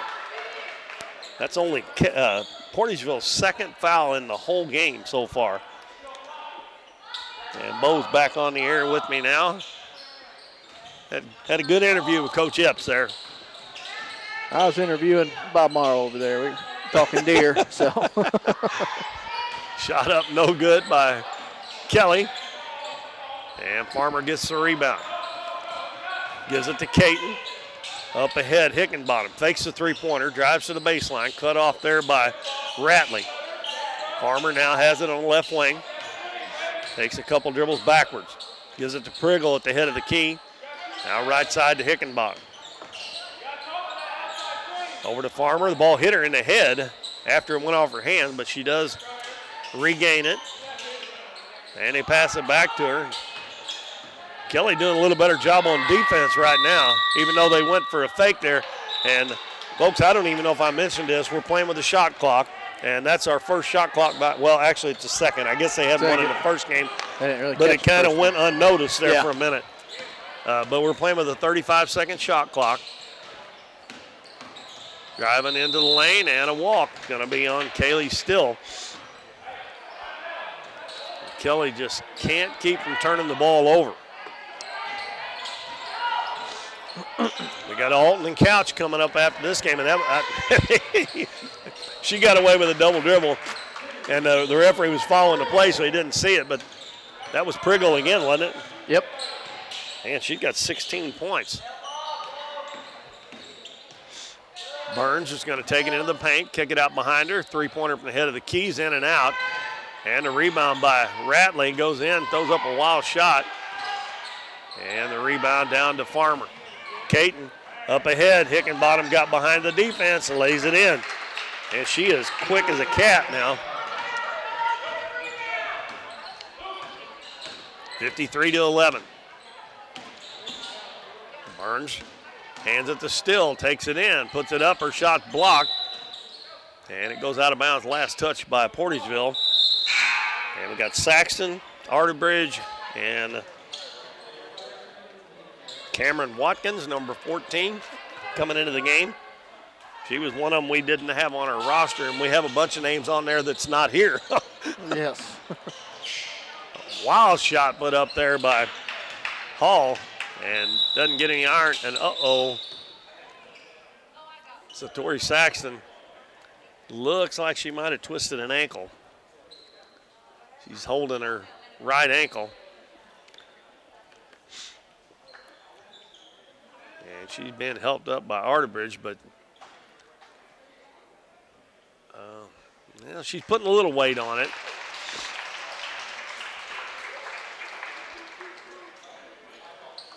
Let's see, we'll check out. The other day, it was probably a couple weeks ago, I think I was just walking, hunting. I twisted my ankle, and I got home and showed my little boy. He's like, what's twisted ankle? I said, it hurts really bad, Tuck. It hurts really bad. I twist mine all the time. I do too. I broke my right ankle when I was a senior in high school, and it's pretty good. But then I was playing men's softball a couple years after I got out of high school, and shot by a farmer, no good. And I sprained it really bad. I was on crutches for 4 weeks. Yep. And every time I step on a little bitty pebble, I'll twist it. Yep. And it'll hurt for a while, but it doesn't keep hurting. Foul on Globe Farmer. That is her first. And Kelly shooting her first free throws of the night. And the first one is good. That was Peyton Ratley. That's her first point. Next one up, and that one's off the right side of the rim. It's going to go out of bounds, and it'll go to Portageville.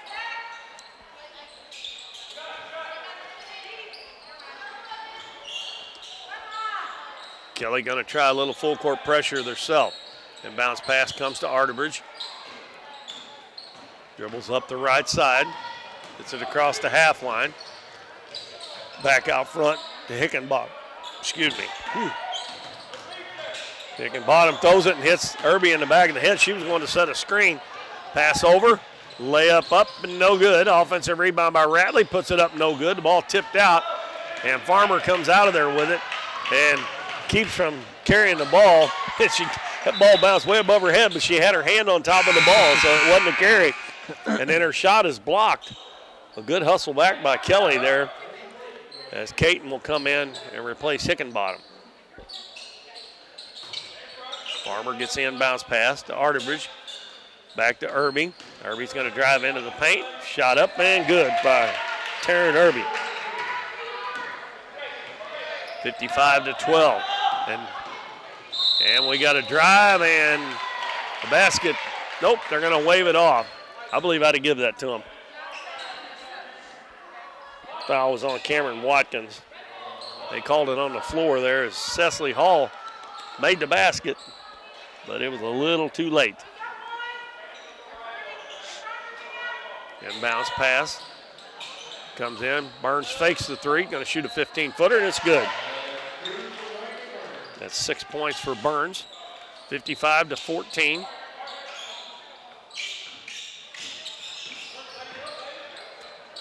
Caton gets it ahead to Farmer, drives to the baseline. Free throw line to Arterbridge. Puts it on the floor, nice drive, and she scores.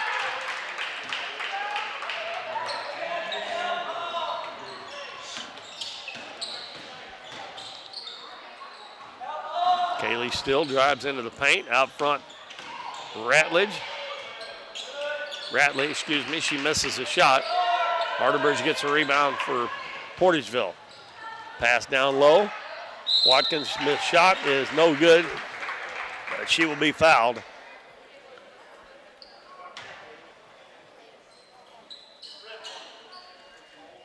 That is the third foul on Still. Ratley has 3, Hall has 3. And Watkins, who just checked into the game looking for her first point. Misses the first one. And Elizabeth Christian checks in for Letty Glenn.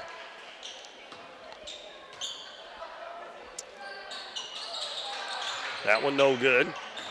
Burns gets the rebound, brings it to the other end. Throws it behind her. And a drive to the basket, no good. A rebound up, no good. That was Christian. Farmer gets the rebound, gives it to Caton. Caton has a man wide open up above. And the ball knocked away by Hall, and that's going to be 4 fouls on her.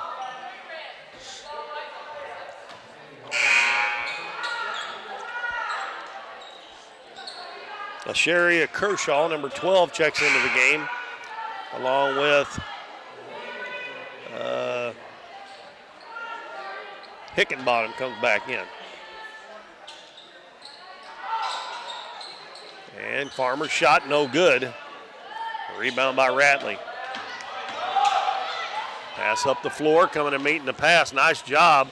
And the shot is no good. And Farmer with the rebound, and she's fouled. That'll be the third foul on Christian. We still got a lot of time left in this game, and they have got one player with 4 fouls and 3 players with 3 fouls.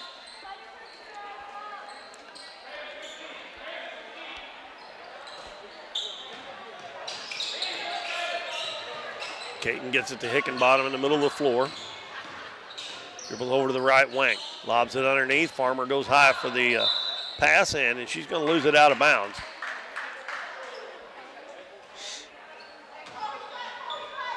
Turnover gives it back to Kelly. 3:15 to go in the third quarter. Letty Glenn drives down the left side, puts it up, and the block shot by Farmer again. Passes it up to Kershaw. Kershaw dribbles to the baseline and dribbles it out of bounds.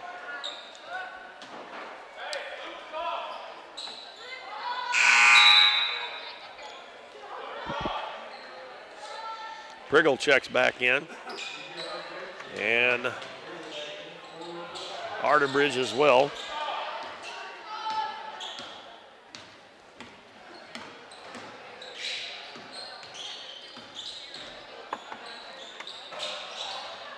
Pass to Ratley, turns, shoots, and the Priggle blocks that shot.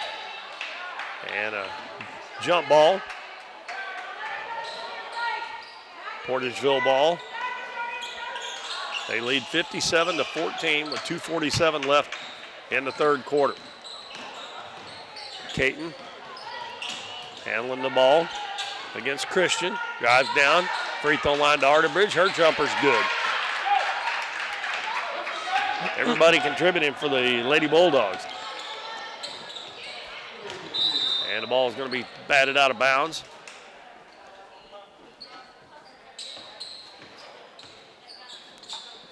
Christian will step out to throw it in bounds for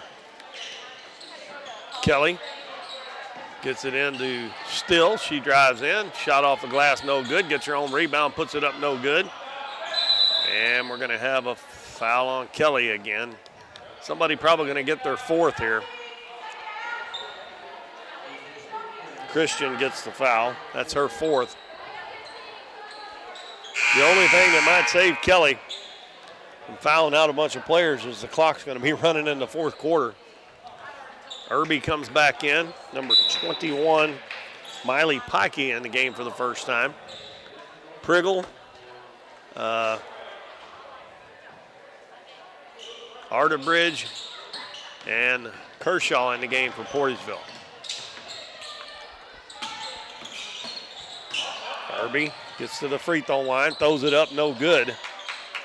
And Kelly with the rebound. Still picks up her dribble, gives it to Ratley. Nice move there. Drive to the basket, no good, but she's going to be fouled by Asheria Kershaw. And Ratley will go to the free throw line. She has 1 point. She's 1 of 2 from the free throw line.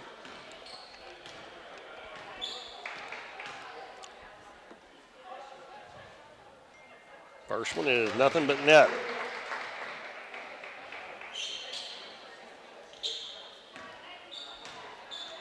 (59-15). Next one on the way. That one's a little long. Arterbridge gets the rebound for the Lady Bulldogs. Passes it up to Irby. Well, she had Pikey wide open underneath, but didn't see her in time. Right wing to Kershaw. Hits Arterbridge in the lane. And a three-pointer up and good by Miley Pikey. And we got a foul in the back court, going to be on Kershaw. That is 5 team fouls. They should be shooting free throws, I think.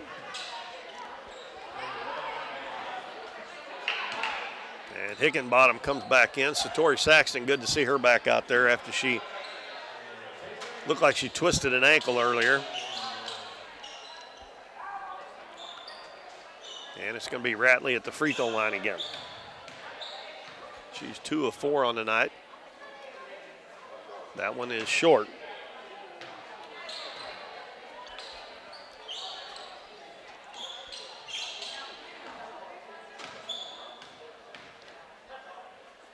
Next one on the way. And she splits the pair. She's done that every time that she's been to the line. She's 3 for 6, and she's got 3 points. 62-16. Portageville leading. Irby drives into the paint, puts it up, and the ball is blocked out of bounds. It'll stay with the Lady Bulldogs.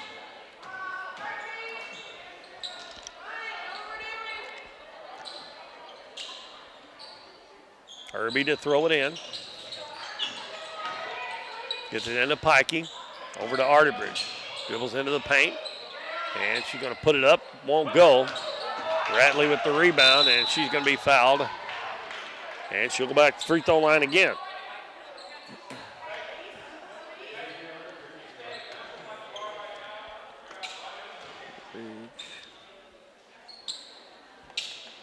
So Ratley, this is going to be free throws number 7 and 8 for Kelly, and she shot all of them.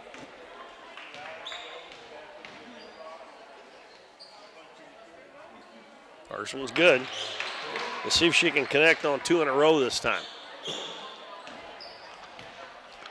1:07 left in the third quarter. And she gets them both. She's got 5 points, all from the free throw line. 62-18. 1 minute to go in the third quarter. Irby handling the basketball. Dribbles to the left side, into the paint. Lobs it down low. Arterbridge caught under the basket, and her pass is tipped, but Hickenbottom gets it back to Arterbridge, kicks it out. Saxton's going to fire up a 3. It's no good, and we're going to have a foul on Ratley on the block out, and that's 4 on her. So they have 4 players with 4 fouls, and they only have 8 players. In the third quarter. Yeah.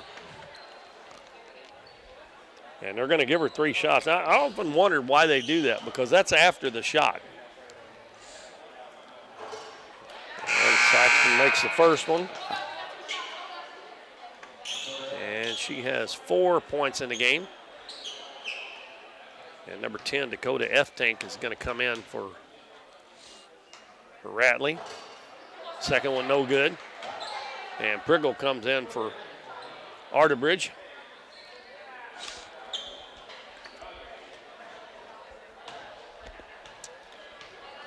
This third quarter's kind of drugged by, hasn't it? It has. And Priggle gets the offensive rebound, and I don't know what happened there. Probably going to give the ball to Portageville. It was an accidental buzzer there. And Priggle missed an easy one there that time. So they'll give the ball to Portageville.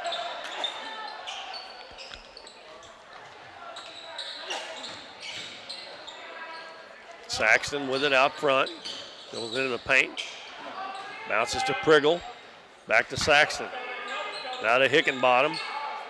Down low, nice catch. Priggle has her shot blocked from behind by Kaylee Still. Still playing, only has 3 fouls. One of the few. Burns, head of the key, Still's wide open for 3. It's good.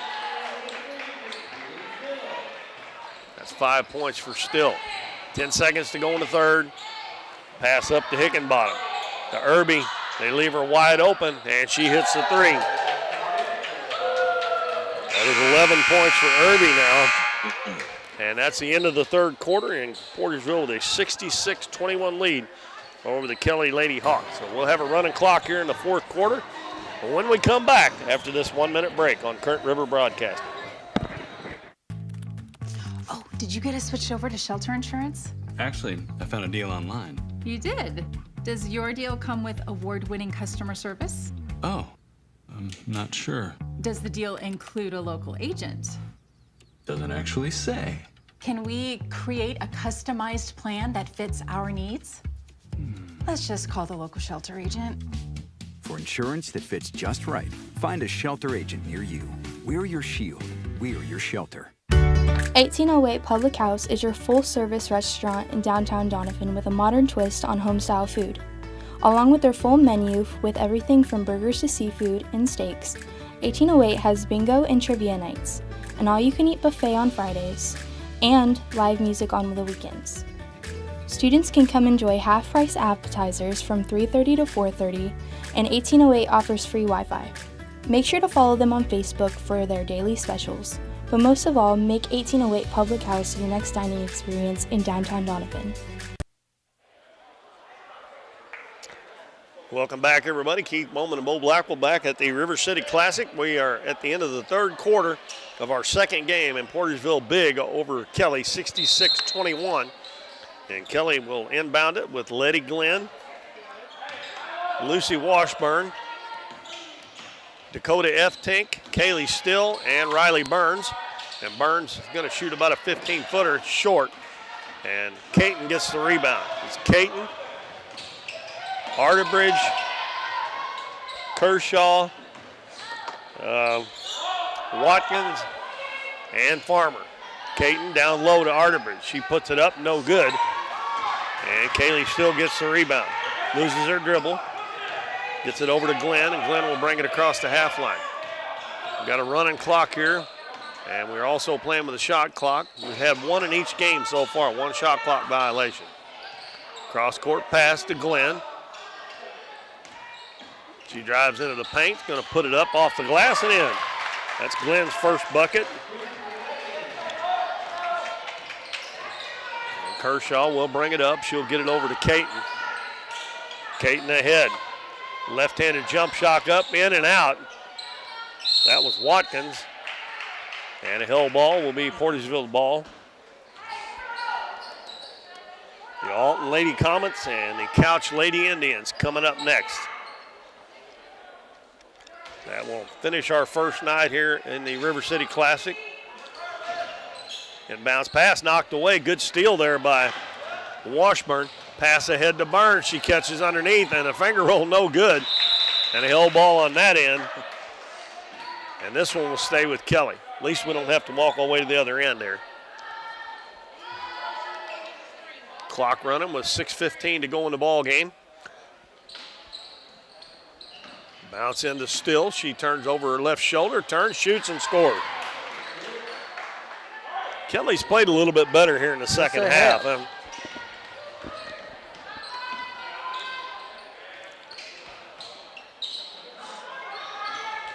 Glow Farmer had a big night. Her and Maggie Priggle leading the way for Portageville tonight. Irby also in double figures with 11, but those three have the majority of the points for Portageville. Farmer between the circles, left side to Watkins. And almost a shot clock violation. They're counting it down. And the ball is going to go out of bounds on the missed three-pointer.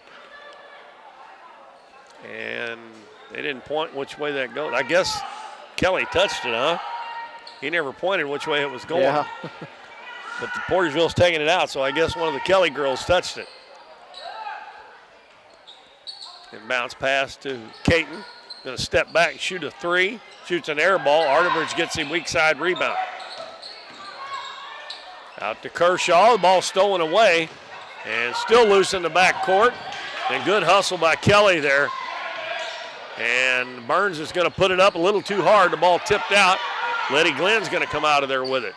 I think that was Kaylee Still that went to the ground there. And Farmer with a big steal. And she goes up, and a foul. That's going to be on Washburn, I believe. Her second. And Farmer will shoot 2 free throws. Farmer has 18 points. Maggie Priggle has 16. And Taryn Irby has 11. Free throw rims out. And we got Elizabeth Christian, Cecily Hall, and Peyton Ratley coming in. Burns and Still stay on the floor. And for Portageville, we got Pikey back in, Irby back in. That free throw's missed as well. And Hickenbottom, Priggle, Farmer, Burns, cut off. Gives it to Still, back to Burns. Now driving the baseline, jumper put up and no good by Hall. And Hickenbottom and hustling back, there's Ratley, made her miss it. Oh, that's a bad way to get your 5th foul, isn't it? Well, she was hustling though. Got to give her credit for that. She didn't let her get an easy layup anyway. But Portageville was 10 out of 17 in the first half from the free throw line. 2, 4, 6. They're only 1 out of 7 this half. Clock running with 3:05 left. It's a 41-point lead for Portageville. And that free throw is short. Satori Saxton coming in. She's going to replace Farmer. And looks like Caton's getting ready to come back in if Hickenbottom can hit this free throw. And she does. That's 6 points for Hickenbottom, so Caton comes in to replace her.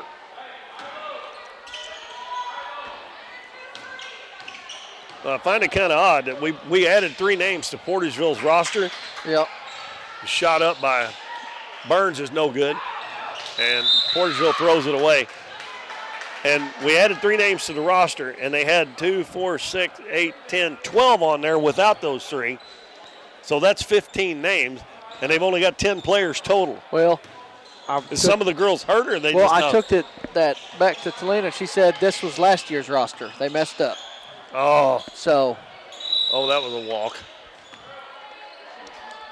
So they sent us last year's roster. Yes. No wonder Janiah Smith was on there. Yep. I thought that she graduated. And she wanted to stick around one more. All right, well, can't say as I blame her for that.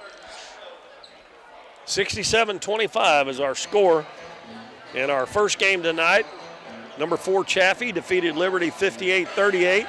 Portageville looks like they're going to be moving on, and they will play the winner of the Alton Couch game.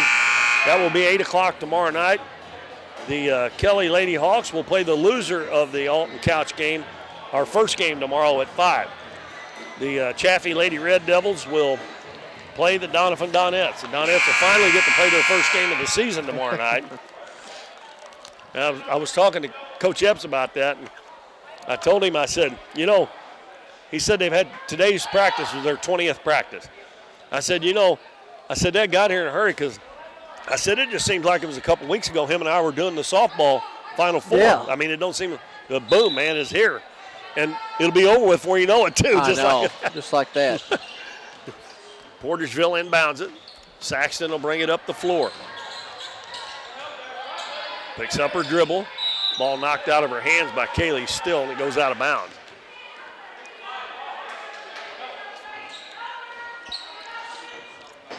Down to a minute and a half to go. Arterbridge will bring it back out. Gives it to Kershaw. So they actually only have 10 players in, don't they? Because there's 5 sitting on the bench. So when I make out my score sheet for tomorrow night, I'm not putting all those names on there. Yeah, yep, just 10. So. And almost another shot clock. The three-pointer no good. Offensive rebound put up and in. And that's a second bucket for Miley Pikey. She's got a 3 and a 2. Pass up the floor. Still's going to drive, put it up, missed it. And the ball loose on the floor, and Pikey picks it up for Portageville. 50 seconds to go in the game. Now, Portageville is going to move on. And they will be in the last game tomorrow night at 8 o'clock. Saxton drives, good pass down low, but Arterbridge can't handle it. Maybe it wasn't a good pass. It might have been too low. It looked like it went right between her legs. So all we're waiting is for the final score on this one to put it in the books. Kelly still playing hard. And a drive to the basket. Shot put up no good. And Saxton comes out of there with it for Portageville. She's going to take it all the way. Now she circles back out. Gives it to Arterbridge. Into the key to Kershaw. Over to Saxton. And Coach Fowler tells her to just hold it. And our final score, Portageville 69 and Kelly 25 in our second game. All right, for the scoring over here, I've got, for Kelly, I've got Still with 7, Hall with 2, Ratley with 4, Glenn with 2, Burns with 6, and Washburn with 3. Over the Portageville side, I've got Saxton with 4, Pikey 5, Farmer 18, Priggle 16, Irby 11, Hickenbottom 7, Arterbridge 4, and Caton 4. The free throw line was 5 out of 8 for the Kelly Lady Hawks, all those in the second half. And Portageville didn't shoot it well from the free throw line in the second half, 2 of 9. And they finished under 50% at 12 of 26 for the game. So Portageville moves into the winner's bracket. Kelly moves over to the consolation bracket. And both of those teams will wait the winner and the loser of this game to see who they play tomorrow night. So we've got Alton and Couch coming your way here in just about 10 minutes or so. So stick around here on Current River Broadcasting for more of the River City Classic.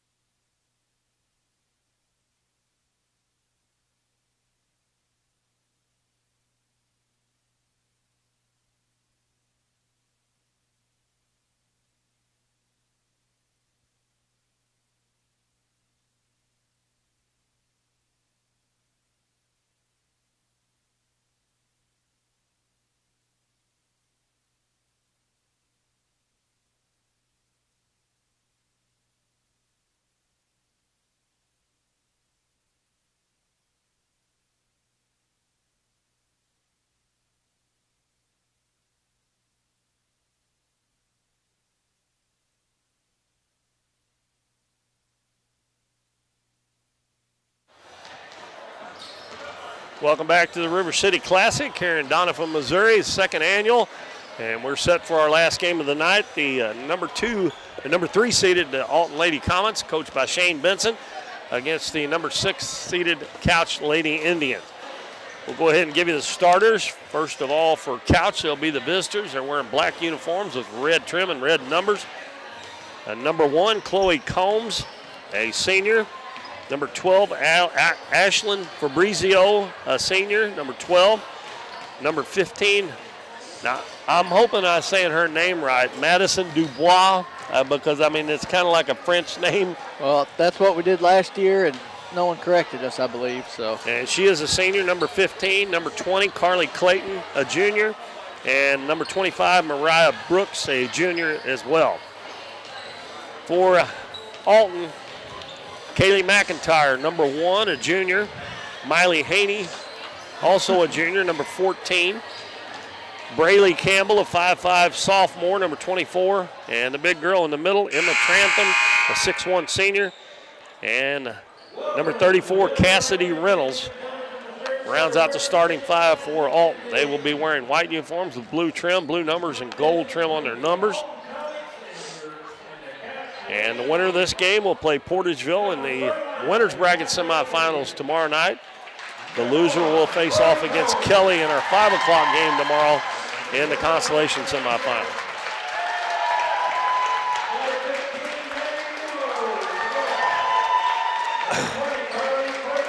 So far, both games have been a pretty wide margin. The first one was decently close. I mean, it wasn't too awful bad. It ended up a 20-point margin, but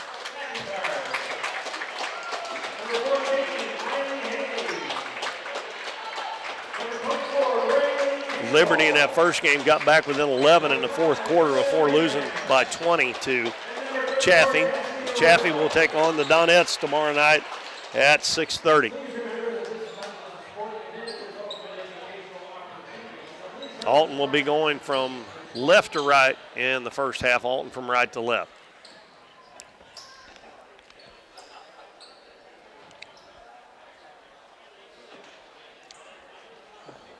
Hard to believe a little bitty small school like Couch, and they've got 2, 4, 6, looks like 6 substitutes down there. Yeah. Got more than Portageville. Future is bright. And Portageville, the town is about almost 3,000 people. Of course, you know, they're a smaller school than Doniphan, but it's all farmland. Nobody lives out in the country down there. So you got one house out in the middle of 5,000 acres, you know.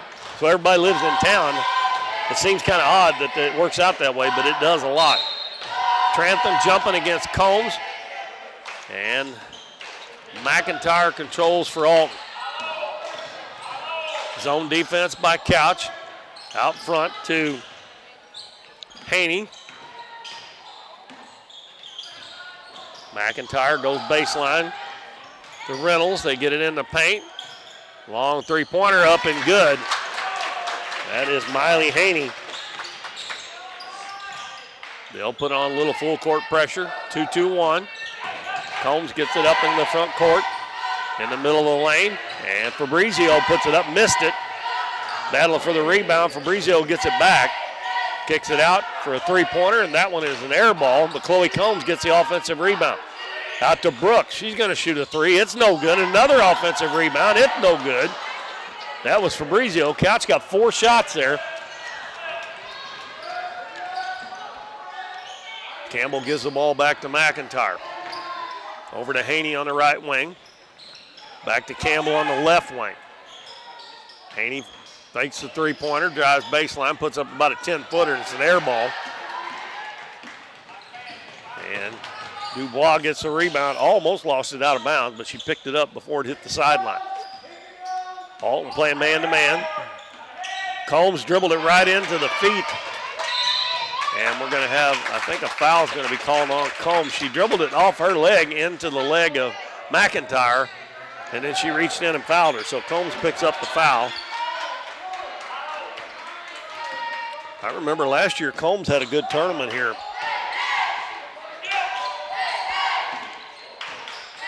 Campbell gets it in the lane. The shot blocked. Reynolds going to put it up and gets it to go.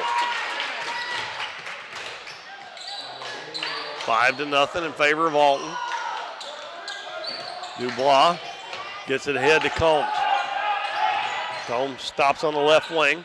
Over to Dubois. She passes to Brooks on the right wing, bounces back out front to Clayton, Carly Clayton. They got a Clayton this time, not a Caton. Yeah. Pass in the paint. Clayton turns on a defender, and Trantham blocks the shot. And it's going to be Fabrizio with the shot up, and we're going to have a foul called on Alton. Going to be on Cassidy Reynolds.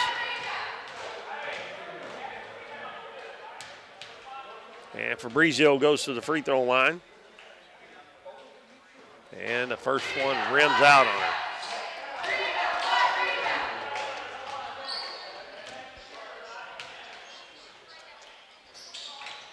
And that one misses wide left. Combs saves it right underneath the basket, and shot put up and in by Carly Clayton.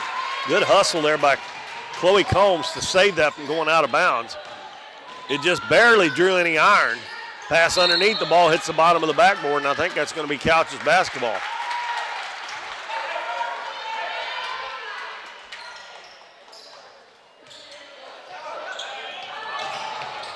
Ball almost lost.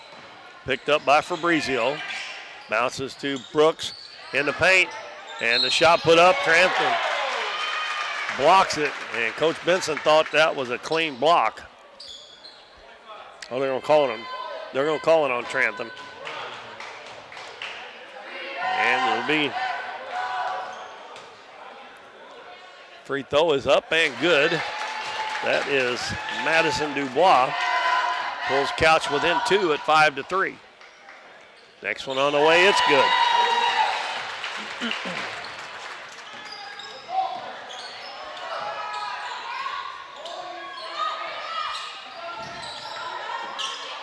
They've got a 14, a 24, and a 34. I'm getting them mixed up here.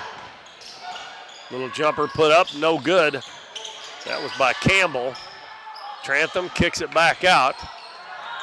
And a long three, it's way long and a long rebound. Haney gets the ball, gives it to Campbell. She drives underneath, puts it up, no good, but we're going to have a foul.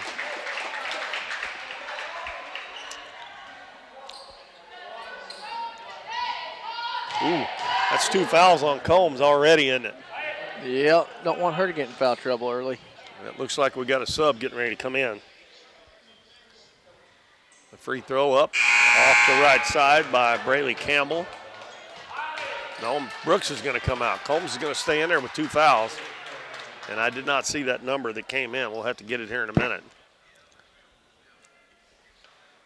Second one's good by Campbell, her first point. And again, we got an inadvertent whistle. It's a couple times that's happened tonight. And we're going to have a foul on Dubois.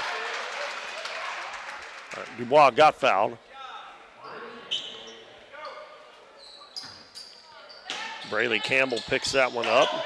Third team foul. The bounce pass comes in to Fabrizio. Gets it to Combs in the paint. And the ball stolen away. Pass up ahead.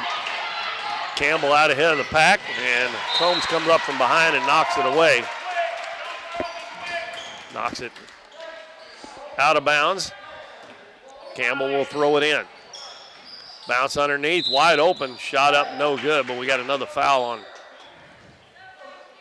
Couch. That foul's on Fabrizio. Saphira Smith was the one that came in, number 3 for Couch.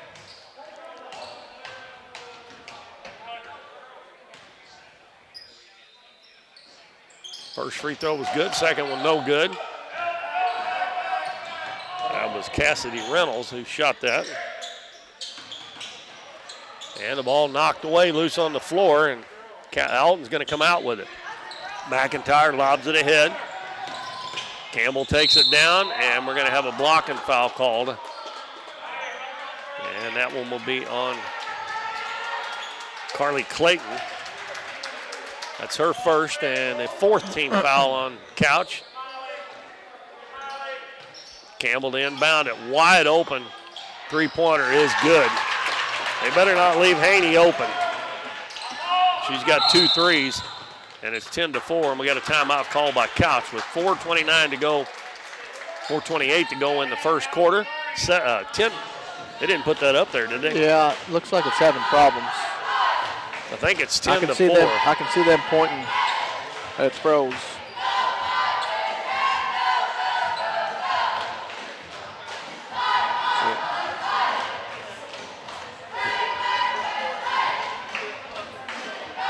We'll keep it here, and we're already most of the way through the timeout anyway.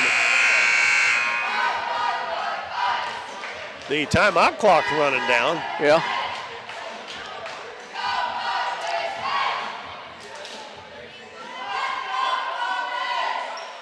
I'm pretty sure the score is 10-4. Yeah, it is. In favor of Alton.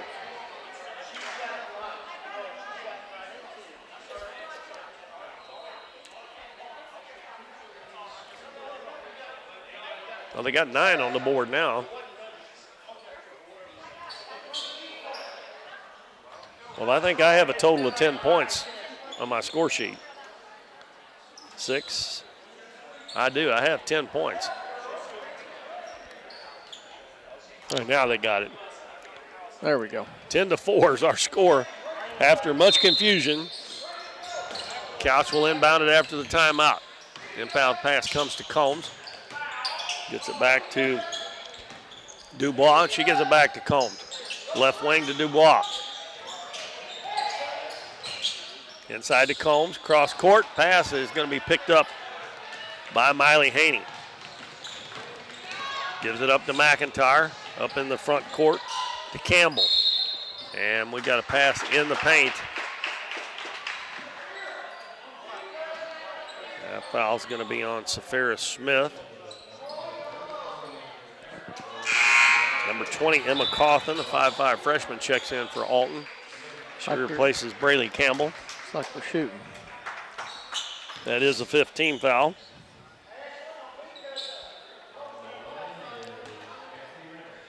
Cassidy Reynolds at the line. She made 1 out of 2 just a few minutes ago and makes the first one this time for 4 points now for her.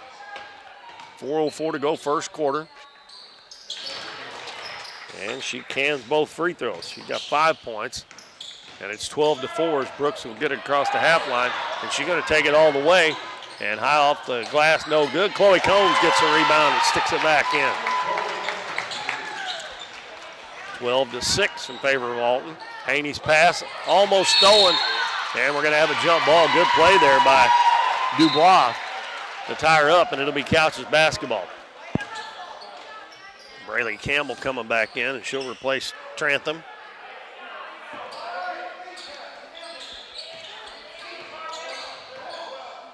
McIntyre on Combs, number 1 on number 1. Pass to Dubois, kicks it out, and the shot put up. And we're going to have a foul on Fabrizio on the rebound.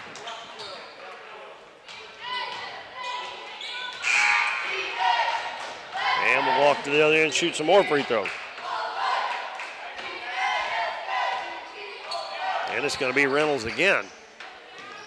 She's already shot 4 and made 3.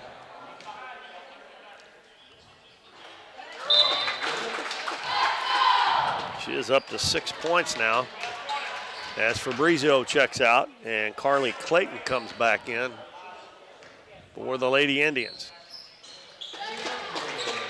Well, she missed her first one, but she has made 5 in a row since then. 14-6 Alton. Dubois. Pass is going to be stolen by Reynolds. Waits and hands it back to Haney. Haney's pass to the right wing. To Cawthon. Down in the corner, McIntyre. In the lane to Campbell. Cross court, McIntyre. Baseline. Reynolds turns, shoots, and scores.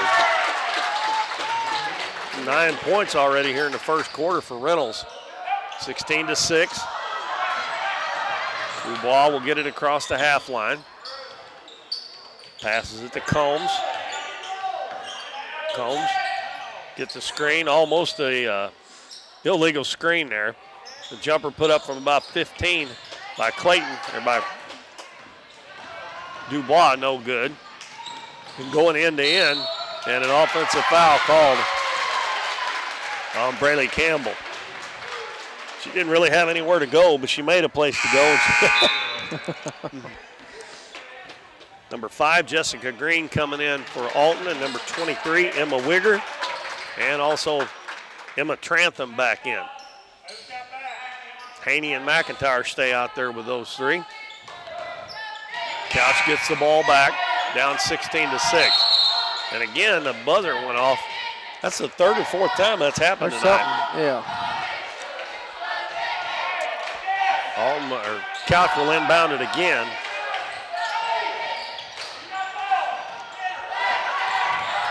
Lob pass ahead to Smith. Over on the other side, nice catch by Clayton, but her shot blocked by Trantham.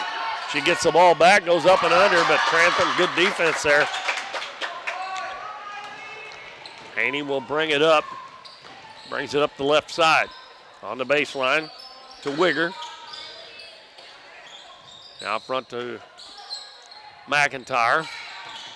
McIntyre lobs it down low to Trantham. She's going to put it up and missed it. Offensive rebound by Green. Kicks it back out. A long 3 by Haney. No good. Offensive rebound. Ball knocked away. Loose on the floor. And a held ball.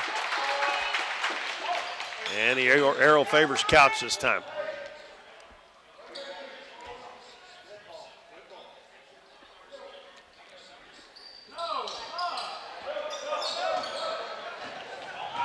Combs brings up the left side, going to take it all the way down. Jump stop, shot no good. Trantham with the rebound for Alton.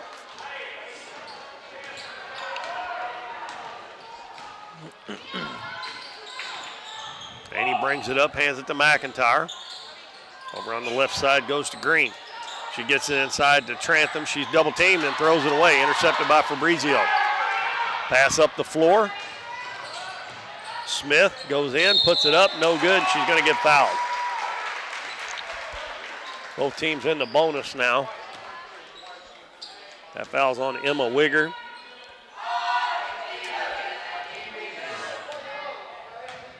And will be Safara Smith at the free throw line, and the first one no good. And number 00, which I do not have for Couch, comes in the game. Huh.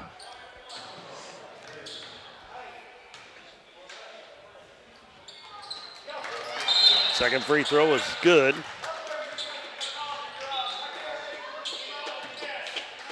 Who made that free throw? Should have been Smith, correct? Is that right? Yeah, Smith. These numbers being wrong really messes me up.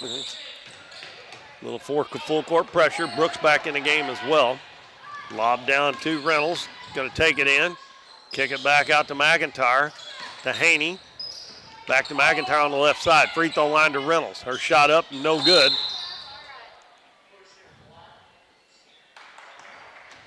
And we're going to have a foul on the rebound on Couch. That one's going to be on Clayton, and that's her second. So Fabrizio's got 2, Combs got 2, and Clayton's got 2. And Emma Trantham will go to the free throw line. Her free throw, no good.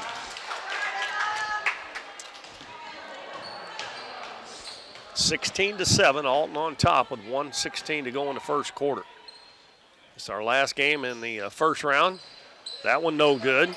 Ball tipped back and it tipped right to Trantham, and she can't hit the shot right out in front of the basket. Fabrizio up ahead to Smith. Smith cuts into the lane, kicks it out. Jumper from the baseline up, no good. Trantham with a rebound. That was number 00. We'll have to get her name first chance we get. McIntyre throws it behind. Trantham was not expecting that pass. And it goes out of bounds.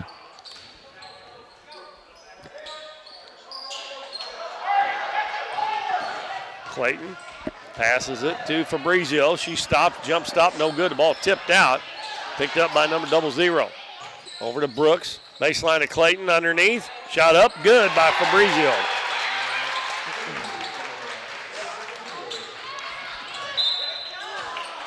Oh, man.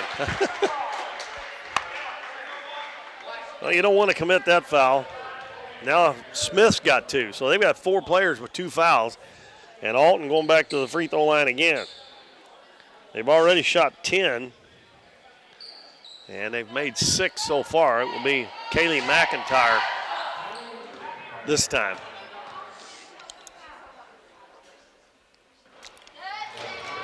She gets her first point of the night.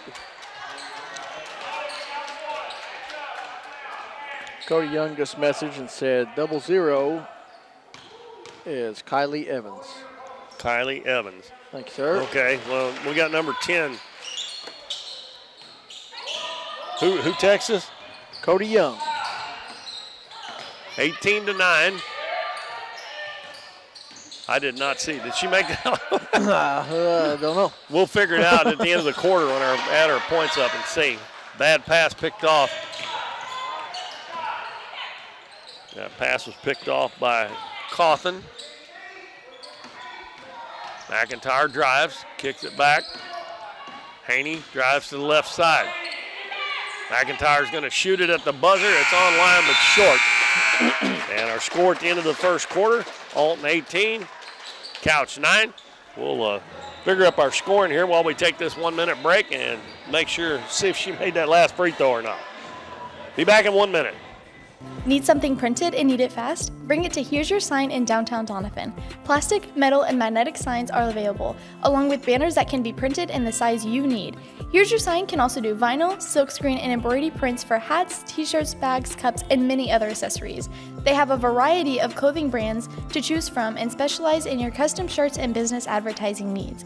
No job is too big or small. Give them a call or stop by Here's Your Sign on State Street in downtown Doniphan. Cosmo Pest Solutions is your hometown pest and termite control provider. With 20 years experience in Southeast Missouri, Cosmo Pest Solutions is here to help your home or business with all pest, termite, and bedbug control needs. For fast, friendly, dependable service, give Cosmo Pest Solutions a call at 573-996-ANTS. Alton with an 18-9 lead at the end of the first quarter. They will have the first possession. They send the starters back out. McIntyre, Haney, Campbell, Trantham, and Reynolds. And Couch will send out Smith. Kylie Evans, number 00. We got her name. Chloe Combs. Mariah Brooks. And Ashlyn Fabrizio. Pass across the lane. Nice pass there and a blocked shot. Combs playing with 2 fouls, blocked that shot. And we're going to have a foul. And Coach Benson did not agree with that one. He had 2 officials call the foul. Both of them blew the whistle. That one was on Miley Haney, her first. And Kylie Evans, a freshman, will check back out. And we got Madison Dubois back in. Combs gives it to the elbow to Dubois. Brooks comes around to help her, now to Smith. Down low to Combs. Nice move to the baseline, puts up a tough shot, and we're going to have a foul on Brooks going over the back. Her first team foul in the second quarter. Just underway, it's 18-9. Alton on top.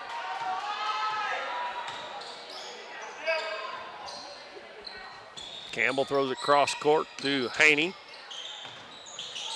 Bounce down low to Trantham. Kicks it out. Haney wide open 3 steps into.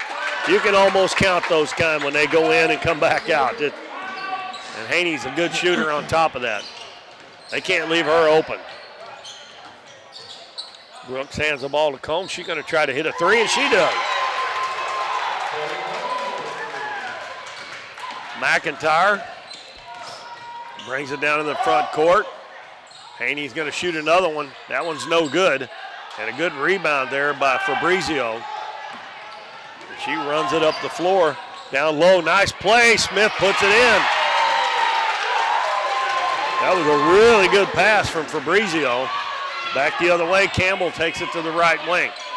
Out to Haney, over to McIntyre left side, and her pass is intercepted by Combs. Combs throws it ahead to Brooks. Underneath, Fabrizio goes up, and a block shot by Trantham. Campbell gets it over to Haney. She'll get to McIntyre and set the offense. Free throw line to Reynolds. She tries to throw it down low to Trantham. The ball's tipped out to McIntyre. Down to Campbell, back over to McIntyre on the right wing. Pass free throw line to Reynolds, out to Haney. Another three on the way, and it's good. That is her fourth three-pointer. And that was another one of those kind of inside out. And free throw line back out to the three-point line. And that gives Alton a 10-point lead, 24-14. We'll take a 30-second break and be right back after this message. Countryside Chevrolet's roots run deep in our community, just like the generations of local families that have stood the test of time and made Ripley County a great place to live. At Countryside Chevy, we prepare for the future by honoring the traditions of the past, like no-nonsense pricing, great service before, during, and after the sale, and honest deals that are sealed with a handshake and our word that we'll be here for you.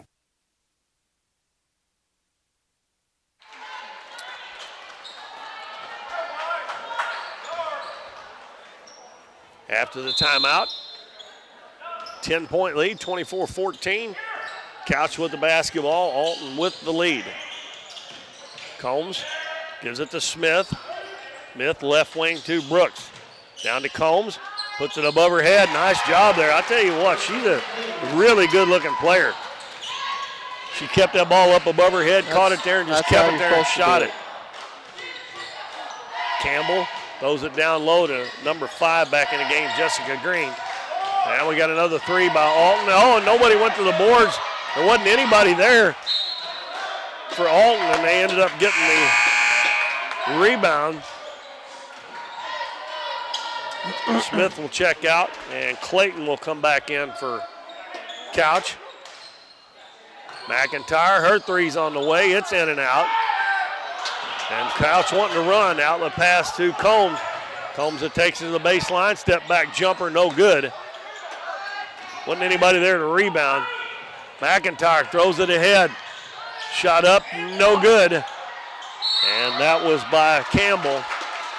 And we got a jump ball.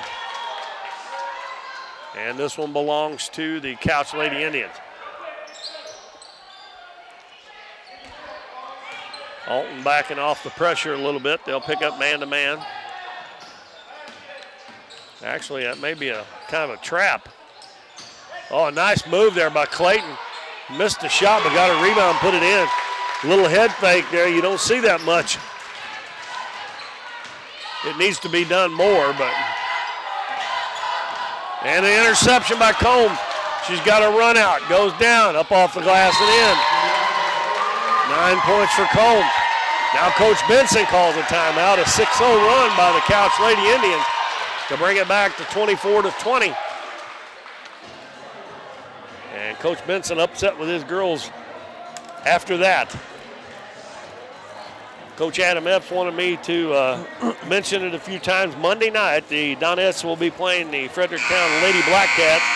And at halftime between games, they're going to have their state championship ring ceremony between the junior varsity and the varsity game. We'll try to mention that several times in the next couple of nights that we're here. Don't know how many Doniphan fans are actually watching this right now, but if you ask Matt how many is watching, I know we had a pretty good bunch last night for the boys game, but with this being not a Doniphan team playing, we don't know how many is watching from the other towns at the other schools. I was waiting for his text. I guess he heard me say that, didn't he? Well, that's not too bad. Another steal by Combs. Got to run out again, and she lays it in. And she's got 11 points, and it's a 2-point game. And McIntyre double dribble, and she got away with it. I'm surprised the Couch coach didn't say something about that. Shot up, no good. And a rebound and a jump ball. And it's going to stay with Alton. And the Couch fans didn't like that one. You ain't got a chance if you're a referee, do you? No. I can tell you I wouldn't want to do it. Trantham in the corner. Haney's wide open, and she buries another one. I don't know why you would ever leave her. I mean, let somebody else shoot it too. That's one of my pet peeves in basketball anyway, with helping off on somebody and leaving the guy, somebody that can nail a three-pointer about 50% of the time. I'd rather shoot it too. If they make 5 threes, it's a face guard after that. Yeah. Brooks is going to shoot a three. That one's in and out. Ball tipped around, and it's going to go out of bounds off of Chloe Combs. And it's back to a 5-point lead for Alton after that three-pointer by Miley Haney, who has 5 threes and 15 points in this first half. She gets it on the left wing. Cross court to Campbell. Back to McIntyre. Over to Haney, back to McIntyre. She's going to try a three. That one almost banked in. Offensive rebound by Green. Free throw line jumper is no good. That was by Haney. And the ball knocked away, and Haney gets it back.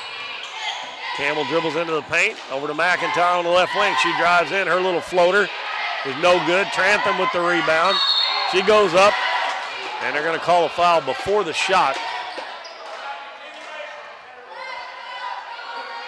And that foul's on Dubois, her first. And that is the second team foul in this quarter. So they've slowed down on the fouls a little bit this quarter compared to the first. McIntyre gets the inbounds pass. Dribbles back out front. Passes right wing to Campbell. Campbell back to McIntyre. Loses it for a second. Regains it.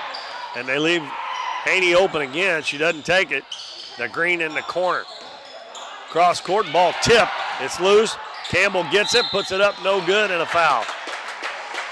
Alton caught a break there because that one could have been intercepted. That one's going to be on. That's going to be three. It's going to be three on Clayton. And Smith comes to the scorer's table to check back in, along with Kylie Evans. Free throw, good.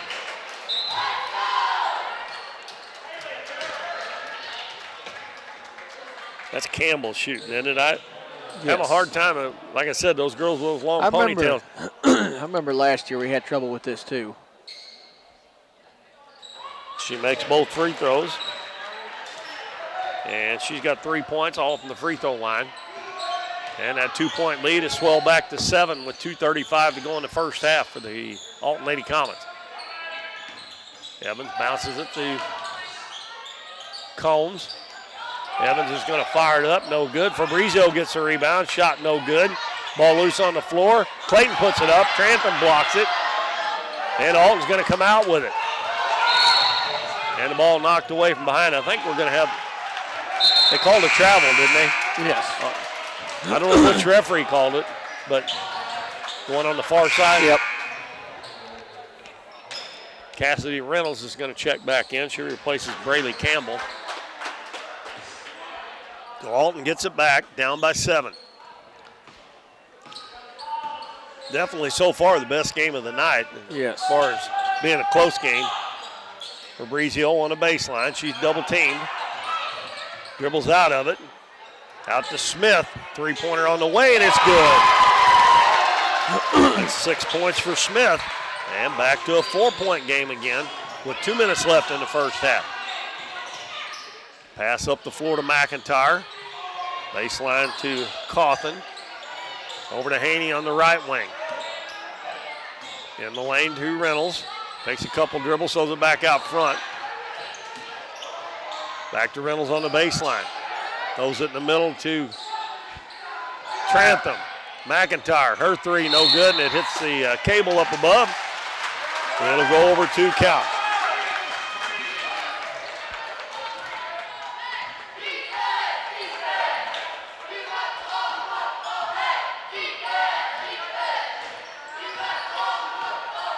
Minute and a half to go in the first half. Combs. Fabrizio now going to take it in. Kicks it out to Smith. Head of the key to Evans. Combs is going to put it up, no good. And a pass up the floor. And Cawthon out ahead of the pack, lays it up, hits the bottom of the basket. And McIntyre missed the follow-up. And then Trantham gets the rebound, and she's fouled.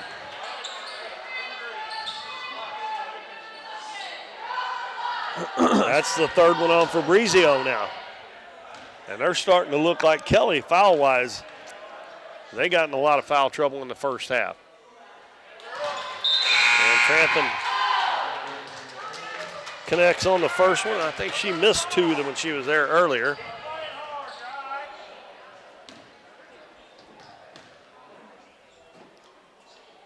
Next one on the way, it's good. Emma Trantham gets her first 2 points. 31-25 as Combs dribbles to the left wing, hands it to Smith. Smith goes to the free throw line, gives it out in the corner to Evans, and her pass in the middle is going to be knocked away. It's loose on the floor, still loose, and a held ball. And this one will stay with Couch.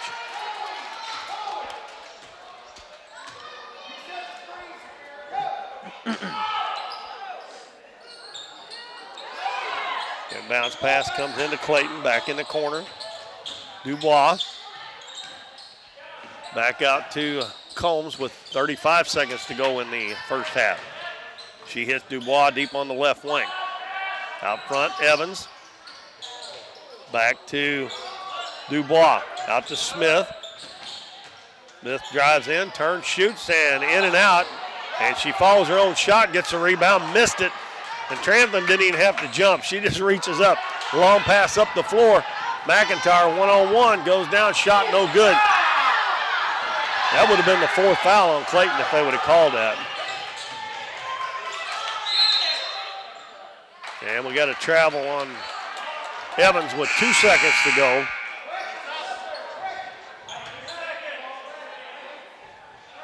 Yeah, by far the best game of the night so far.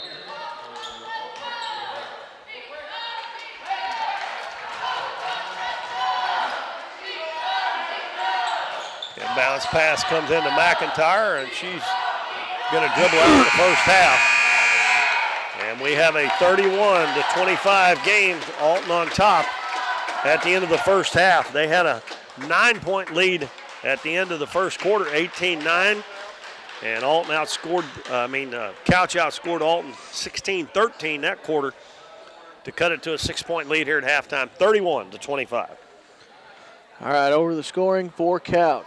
I have Fabrizio with 2, Dubois with 2, Combs with 11, Clayton with 4, and Smith with 6.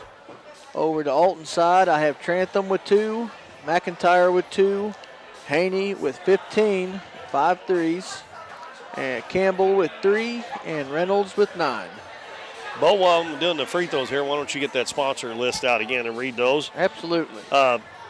Couch was 3 of 6 from the free throw line in the first half. Alton 11 of 16. The foul trouble may come into play here in the second half as Carly Clayton and Ashlyn Fabrizio, 2 of the starters for Couch, have 3 fouls, and Chloe Combs and Safira Smith have 2 apiece. So we'll see how that works out in the second half here for Couch, as they need to keep those girls on the floor if they want to stay in this game. 31-25 is our halftime score. Okay, go ahead, Bo. All right, sponsor list here. We want to thank them so much for everything they do for the Dons and Donettes and all sports. We have Cosmo Pest Solutions, Countryside Chevy, Davis True Value, Hometown Pharmacy, Casey's on the Current, Mathis Timber, Southern Bank, Nick's Lawn Maintenance, Smothers Chiropractic, 1808 Public House, Farm Bureau Insurance, Here's Your Sign, and Michael Pig with Shelter Insurance. We sure appreciate everything they do for. Yep, and Coach Epps was telling me that Gary Featherston is the title sponsor, the main sponsor for this tournament this year. Yes. And also 1808 Public House is providing the hospitality room tonight. And I think he said the next 2 nights the next 2 nights we play will be Lost Margaritas and Lemonade House Grill will be providing. And that is huge, because when you go to most of these other tournaments, they just have somebody making stuff yeah. or bringing stuff, and that makes it easier. You don't have to have somebody. You just have to have somebody in there to kind of oversee it. You don't have to have people cooking stuff. Yeah. And a lot of places are not that fortunate to be able to do that. So. Well, Doniphan is just so blessed with so much support inside and outside of the school, and truly are. All right. Well, we're going to take a short break. Our halftime score is Alton 31, Couch 25 in our last game of the night. And after this game, we'll have the brackets set up for the semifinals, which begin tomorrow evening at 5 o'clock, right here on Current River Broadcasting from the second annual River City Classic. We'll be back shortly. Hometown Pharmacy is your one-stop pharmacy for all of your medical needs. Our pharmacists provide shots for flu, pneumonia, and shingles all in this pharmacy with no appointment necessary. Refills can be requested online or through our app, and delivery is available if you live within the city limits. Transferring prescriptions is easy, so come by or give us a call, and our friendly staff will take care of everything. Come experience the difference a hometown pharmacy can make on LaRue Street in Doniphan. Casey's on the Current in Doniphan is the place to float this summer, on the crystal clear waters of the Current River. Casey's on the Current offers floating the way you like it, with shuttle services and float times ranging from 3 to 12 hours. And if you want to make it a weekend or a week-long trip, they also have a full-service campground and cabins on the river. Come enjoy the beautiful Current River and make Casey's on the Current your floating destination this summer. At Mathis Timber, our goal is to provide our landowners with the greatest possible financial return on their timber lands, while not damaging young timber or leaving your property in a mess. We have served Ripley County and the surrounding areas since 1939. We will buy your timber on lump sum total or percentage. We have several references upon request. Contact Craig Mathis at 573-429-0996 and see how Mathis Timber can assist you with all your timber harvesting needs. We see the potential of her and him and you, of where you're from and what you can accomplish. Because when you set your mind to it, there's nothing you can't do. But reaching your potential isn't just about achieving your goals.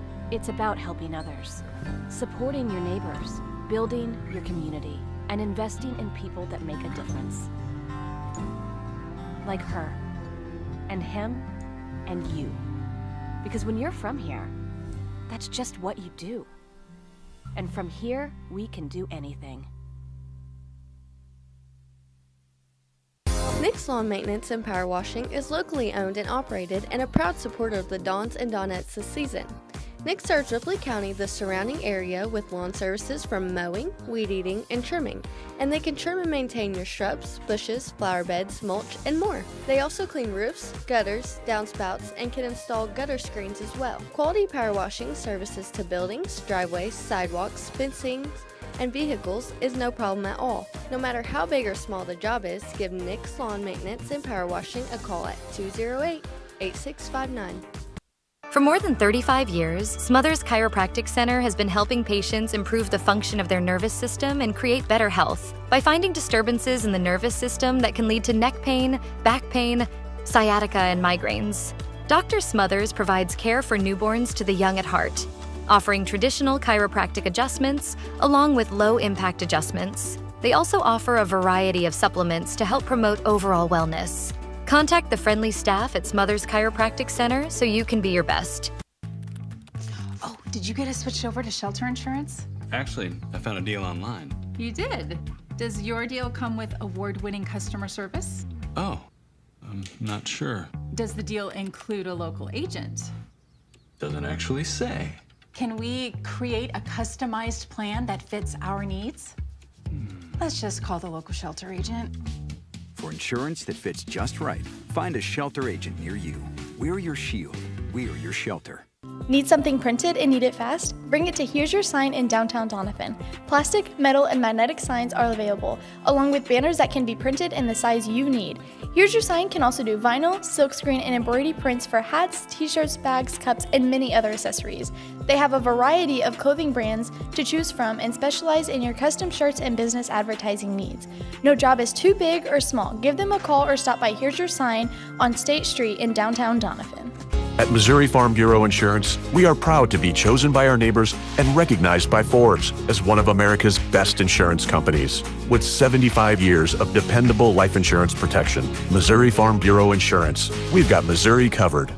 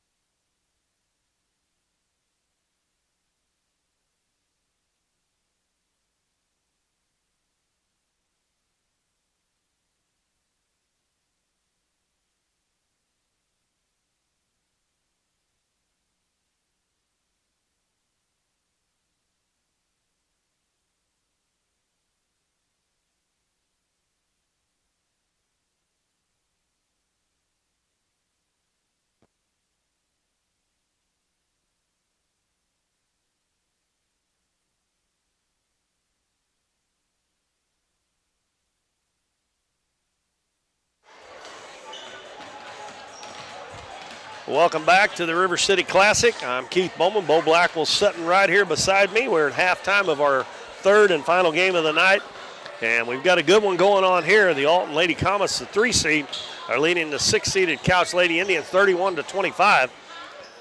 And before we go any farther, we want to thank our camera girls tonight. Both of them are women tonight. We don't have any guys. I think, and I forgot last night, Waylon Kelly, I think, was doing the one next to us. I don't know who the other one was. I forgot to mention him. But Lydia Frazier is on the one right here next to us at center court. And Delilah Watson is down on the stage taking care of the camera on in the end of the gym. And it's going to be Alton's basketball. And it looks like they send out their starters: McIntyre, Haney, Campbell, Trantham, and Reynolds.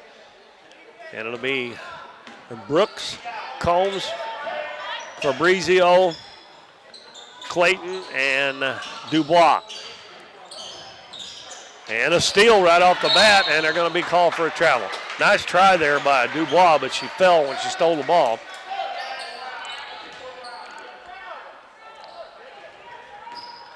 Haney hit 5 threes in the first half. McIntyre fakes the 3, gives it on the baseline to Campbell. Back to McIntyre. She's going to dribble back to the center of the floor and go left side to Reynolds. Over on the right side, they swing it back to Haney.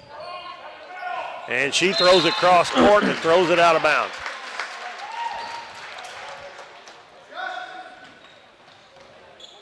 It looks like the only senior that Alton has is the big girl Trantham, too. Which Couch has several seniors out there, or few.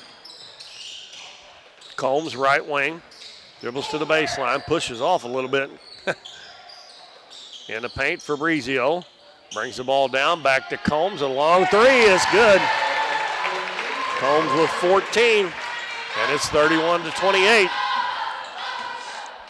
McIntyre ahead to Campbell. She drives in the paint, gives it out to Reynolds on the baseline. Her 15-foot jumper, no good. And Fabrizio gets the rebound. She dribbles into the paint, ball knocked away from her, out to Brooks. Her three-pointer no good. Offensive rebound. Out to Dubois, her 3 no good. Trantham with a rebound for Alton. That would have tied the ball game if either one of those would have went down. McIntyre cross court. Campbell, they get it into Trantham. She is triple teamed. Kicks it out to McIntyre. I believe we got a 3-second. They call a walk. I think they could have called either one there probably. They just converged on Trantham when she caught the ball. Couch down by 3. They get it in the lane to Brooks. She loses the ball. And we're going to end up having a tie ball, and it will be Couch's basketball. Alton had it to start the quarter. 6:13 to go, third quarter. 31-28. Alton with the lead. Lob in to Fabrizio. She's going to put it up, no good. Offensive rebound underneath, shot up, no good. And I think that's Dubois, and we're going to have a foul on the Lady Comets. That one's going to be on Trantham. I have 2. Is that what you got? Yep, that's what I got.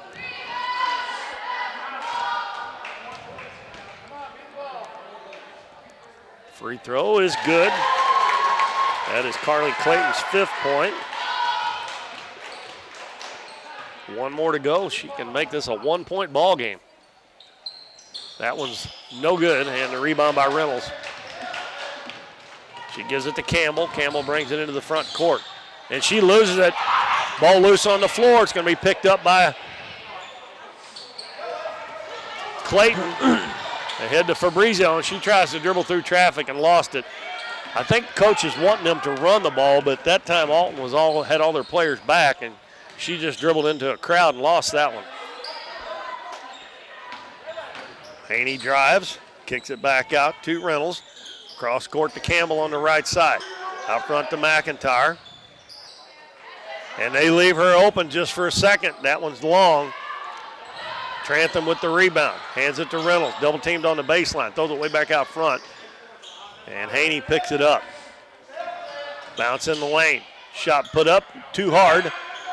And Trantham with another offensive rebound. Kicks it out. Haney steps into a 3. I can't believe she missed that one. Combs with a rebound. Comes quickly to the other end. Drives down. Turns to the baseline. Put it up and in. Wow, what a tough shot. That was a line drive that went in, and we're tied at 31. Haney drives into the paint, kicks it out to Campbell on the right side. Couch is playing a zone, but they get a hand on a lot of balls. 3-pointer by Campbell, no good. Fabrizio with the rebound. Has it knocked away, gets it back, gets it to Brooks. Brooks in the lane, Fabrizio, the give and go, and Fabrizio puts Couch on top. They've scored the first 8 points of this quarter. They were 6 down, now they're 2 ahead. And Campbell gets a screen up and under, shot no good, but she's gonna go to the free throw line. And I think that's the 4th foul on Clayton. Well, she's gonna have to check out with 4 fouls. And it'll be Smith coming in. And Campbell, 3 for 4 from the free throw line. Missed that one. And coming in for Alton will be Emma Coffin. She replaces Emma Trantham. And also Jessica Green's going to come in as well. I guess she's coming in for the shooter. That free throw no good. Offensive rebound by Reynolds. McIntyre takes it into the paint, high off the glass, and it's good.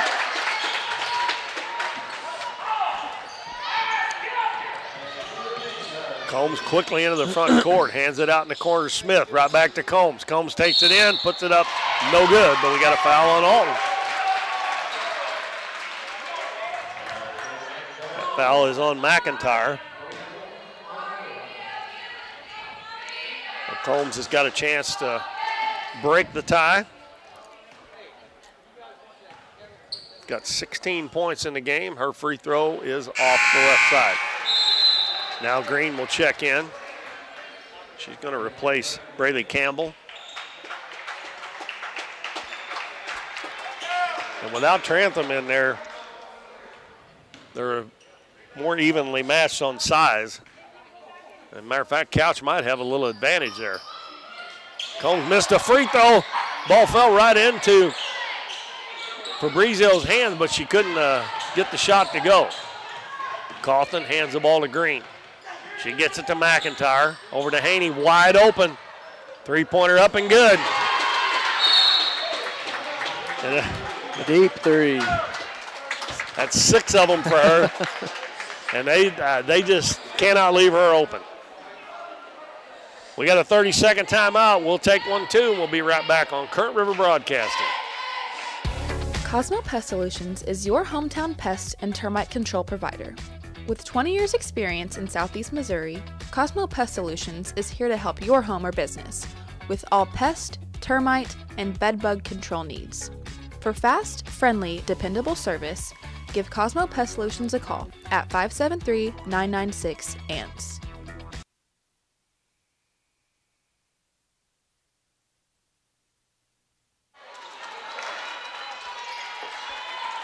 Well, a 3 by Miley Haney, her 6th of the game, has put Alton back on top, 36-33. We have 3:50 left third quarter. Winner of this game plays Portageville tomorrow night at 8 o'clock. The loser will play Kelly at 5 o'clock in the consolation. And that was pretty close to being a travel there, and some of the Alton fans pretty upset. They end up getting the ball on a tie ball anyway. But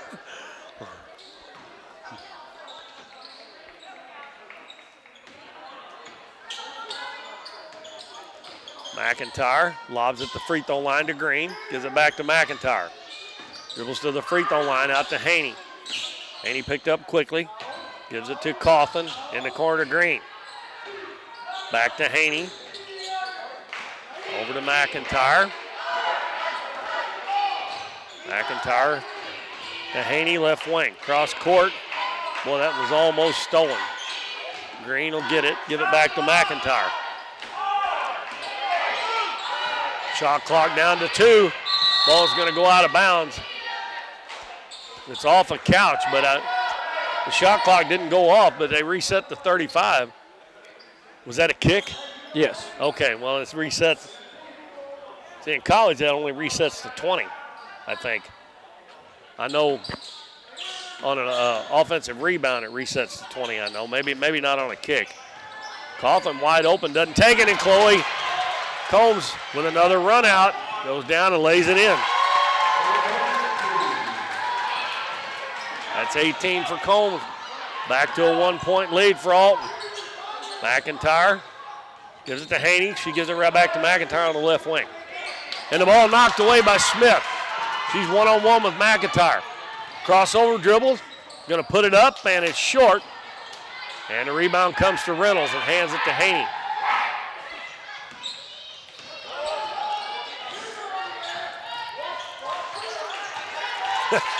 Coach for Couch, watch Haney. You can hear the same shooter. Alton throws it out of bounds. Green checks out, and Trantham comes back in. Also coming back in is Braylee Campbell. And Kylie Evans is coming in for Couch, replacing Brooks.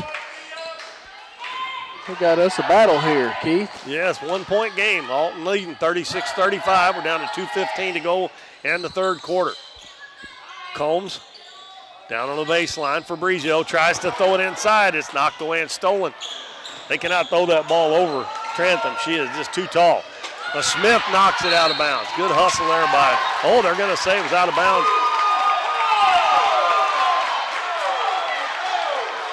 They're going to say it went off of Braylee Campbell. We couldn't see it because the scores table was in the way. But evidently it went down and hit her on the leg. Evans drives. Right wing. Three-pointer no good. Offensive rebound by Fabrizio. Kicks it back out front. Smith drives into the paint. High off the glass. No good. And going to the floor, and Campbell comes away with it. McIntyre will get it into the front court with 1:40 left in the third quarter. Campbell, right wing, goes baseline to Reynolds. And we're going to have a travel. She switched her pivot feet. Neither team can really stand prosperity here this last little bit. 1:31 to go in the third. We got a timeout call by Couch. It's a full one.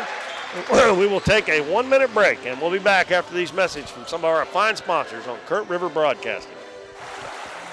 Through the years, it's taken all of us to make our community great. We're proud that Chevrolet has been an important part of America's history for many generations. And Ripley County, Missouri, you are as American as it gets. And that's why your friends at Countryside Chevrolet of Doniphan want to say thank you. Thank you for making our country and our community great. Davis True Value is proud to sponsor the Dons and Donettes for another exciting ball season. Just like the Dons and Donettes, Davis True Value knows hard work wins the game. They are your selection, service, and savings destination hardware store, serving the area with paint, plumbing, electrical, lawn and garden, and housewares. Your local True Value hardware with so much more. From window repair to chainsaw sharpening, we are the store of first choice. Behind every project is a True Value.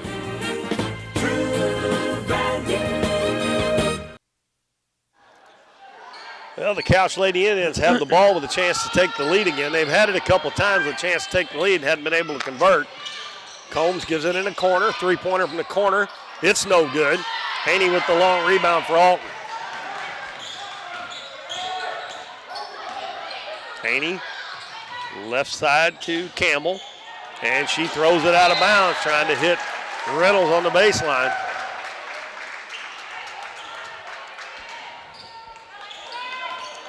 Couch will get another opportunity.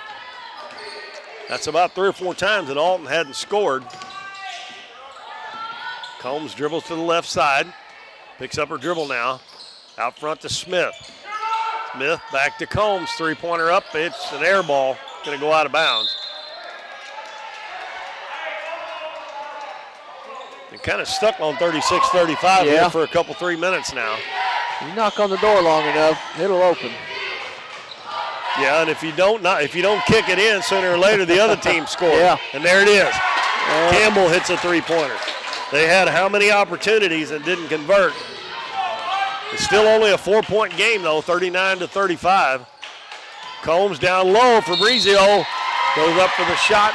It won't go, but she gets fouled. The Couch needs to make some free throws. That foul was on Braylee Campbell. I have that for 3 on her. Yep.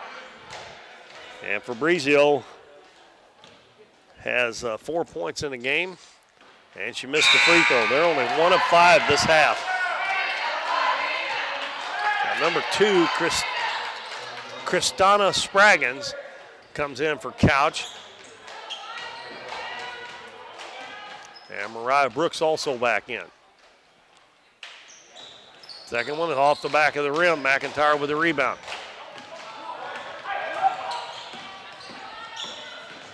McIntyre dribbles to the right wing. Out front to Haney. Haney drives, puts up the floater, it's good. That's her first 2-point basket of the game. And she's got 20 now. And the lead's back to 6. Fabrizio, and she travels. The Couch is kind of shooting herself in the foot here the last several times down the floor. They have not scored in a while. 3.6 seconds to go. McIntyre back to Haney, and she's just going to dribble it out. And we still got a good one here going to the fourth quarter. It's 41 for Alton, 35 for the Couch Lady Indians. We'll be back with that fourth and final quarter here at the River City Classic after this 60-second timeout. Hometown Pharmacy is your one-stop pharmacy for all of your medical needs. Our pharmacists provide shots for flu, pneumonia, and shingles all in this pharmacy with no appointment necessary. Refills can be requested online or through our app, and delivery is available if you live within the city limits. Transferring prescriptions is easy, so come by or give us a call, and our friendly staff will take care of everything. Come experience the difference a hometown pharmacy can make on LaRue Street in Doniphan. Casey's on the Current in Doniphan is the place to float this summer. On the crystal clear waters of the Current River, Casey's on the Current offers floating the way you like it, with shuttle services and float times ranging from 3 to 12 hours. And if you want to make it a weekend or a week-long trip, they also have full-service campground and cabins on the river. Come enjoy the beautiful Current River and make Casey's on the Current your floating destination this summer.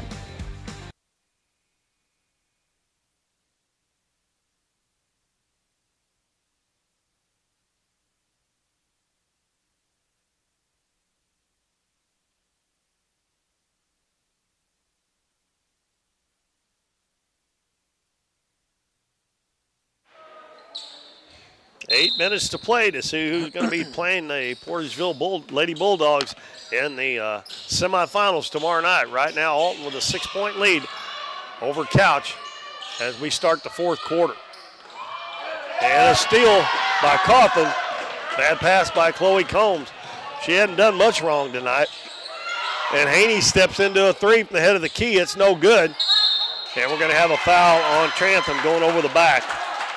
That'll be her third foul.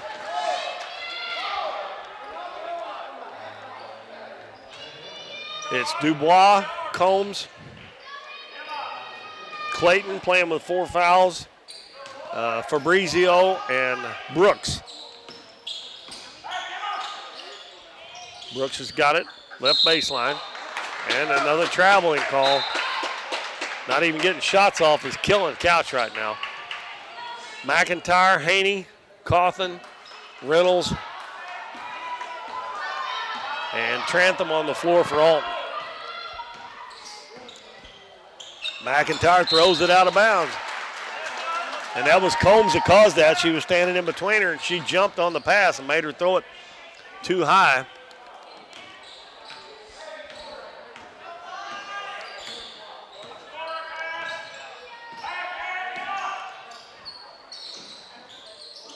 Pass down low, wide open for Fabrizio, but she misses the shot. Combs gets the rebound, missed it, but she got fouled. And if Couch is going to come back and stay in this game, they've got to make some free throws. 1 of 6 so far, and even though Chloe Combs has got 18 points, she was 0 for 2 there just a little while ago in the third quarter, and she gets a good bounce on that one. Well, that's a scary foul for Alton. That's number 4 for Trantham. Is it 4? Yes. Okay. Well, she comes out, and Campbell comes back in. Second one, no good. And we're going to have an over-the-back foul. Oh, that's a Cardinal sin, and Coach Benson is really mad about that one. Campbell had the inside position there, and she let, I think it was Fabrizio, get on the inside of her. That's 3 fouls already on Alton here in this quarter. Clayton gets the ball. They get it down low to Combs, and she scores. 21 points for Chloe Combs. 3-point lead for Alton. Right now, if they can stay on Haney and keep her from scoring, Alton hadn't got much out of anybody else on the floor, a little bit out of Reynolds. McIntyre's only got 4 points. Over on the right side to Green. Cross court to Cawthon. McIntyre drives and throws it up. And Couch bailed her out there. That was kind of a wild shot, but she'll get a couple of free throws, and that's going to be on Combs, her third foul.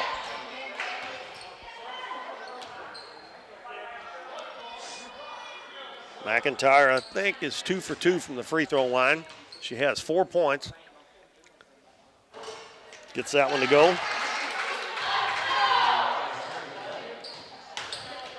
42-38 Alton, 6:20 to go in the ball game.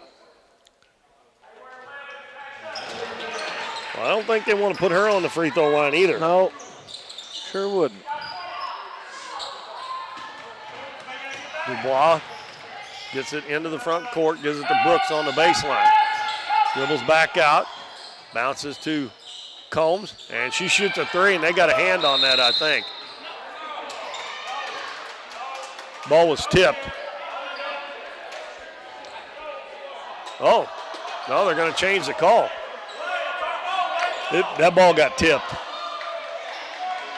They're not going to say it, but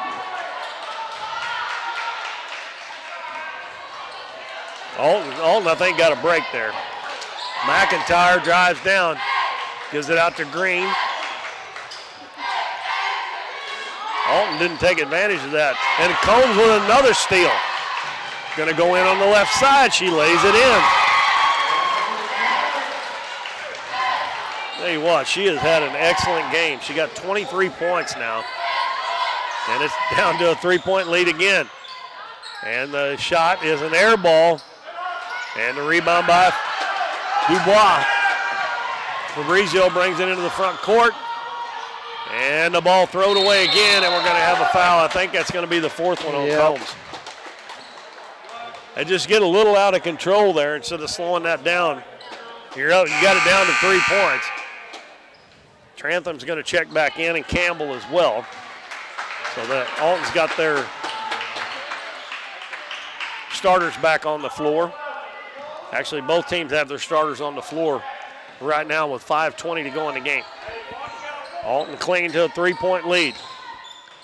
Campbell on the right wing. Dribbles back to the front, down to the paint. Shot up, and boy, she got a good bounce there. 8 points for Braylee Campbell. 45-40. Combs, left wing to Dubois. Over to Combs. She's wide open for three. It's good. And it's a 2-point game again. Yeah. One of the fans for Alton saying take it to her because Combs has got 4 fouls. Got a foul.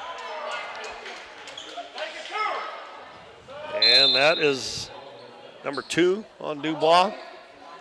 Smith's going to check in for Brooks. They called that on the floor. Both teams have 3 team fouls. Couch has 2 timeouts left, and Alton has 3. Oh, and a nice move there, but McIntyre can't make the layup. Here comes Combs, 1-on-3. Crosses over, dribbles to the baseline. Gets it underneath, shot up, good! And a foul by Clayton. That was an unbelievable pass by Combs. Yes, it was. And Clayton has got a chance to give Alton the lead, or Couch the lead. And that is going to be 5 on Braylee Campbell. Well, Campbell's going to foul out with 8 points. And that will bring Emma Cawthon back in the game. And with 4:25 to go, Carly Clayton has a chance to give Couch the lead, and she does.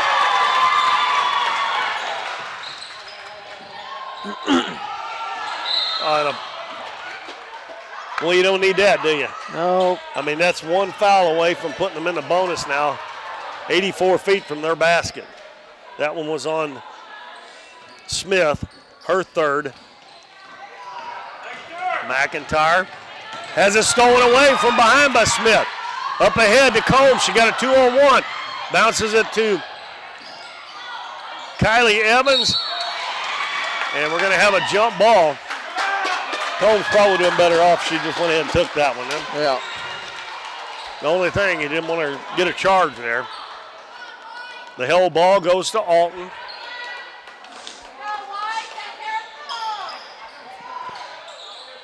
McIntyre gets the inbounds pass. She's guarded in the backcourt by Evans. She gets around her, goes to the free throw line. Driving baseline, and we're going to have a blocking foul, and that's going to be a bonus for. That foul is on Fabrizio, and that's 4 on her.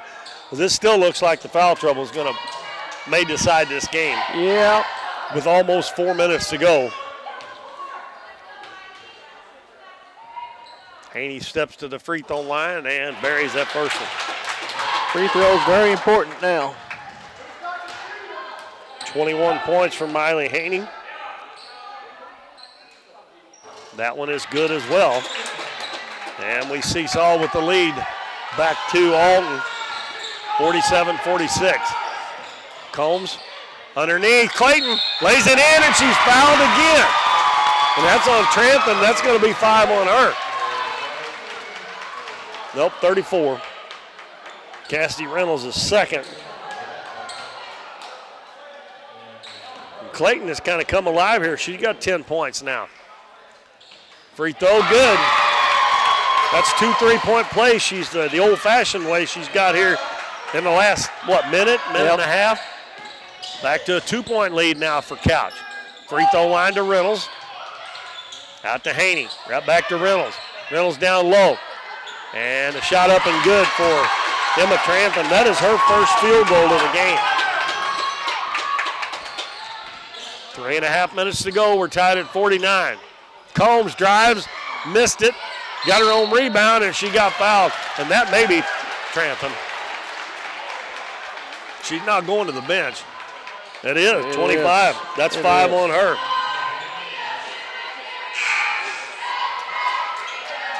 And she fouls out.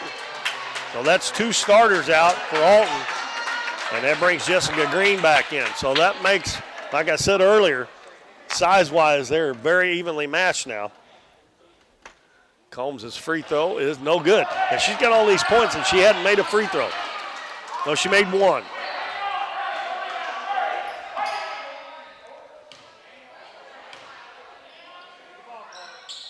Got that one to go.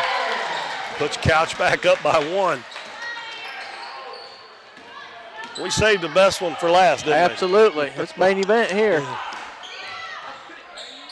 Green, right wing. Haney comes and gets the ball from him. Guarded by Brooks. And what are you doing fouling right there? I know you want to guard him close, but you just need to get close enough to her she can't get a three-pointer off.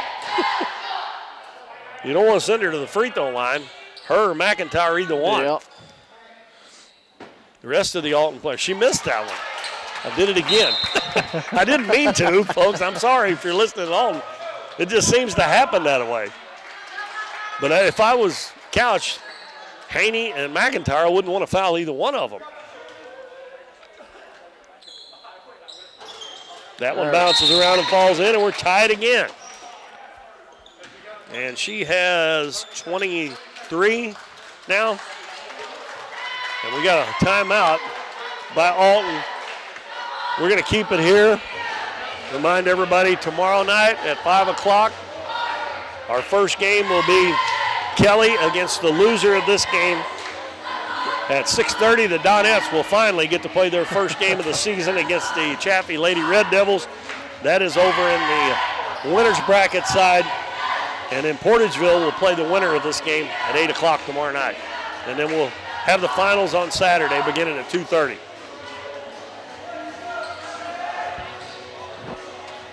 We are tied at 50. They changed that to a full timeout, didn't they? I guess Coach Benson didn't have any 30s left. Well, this quarter,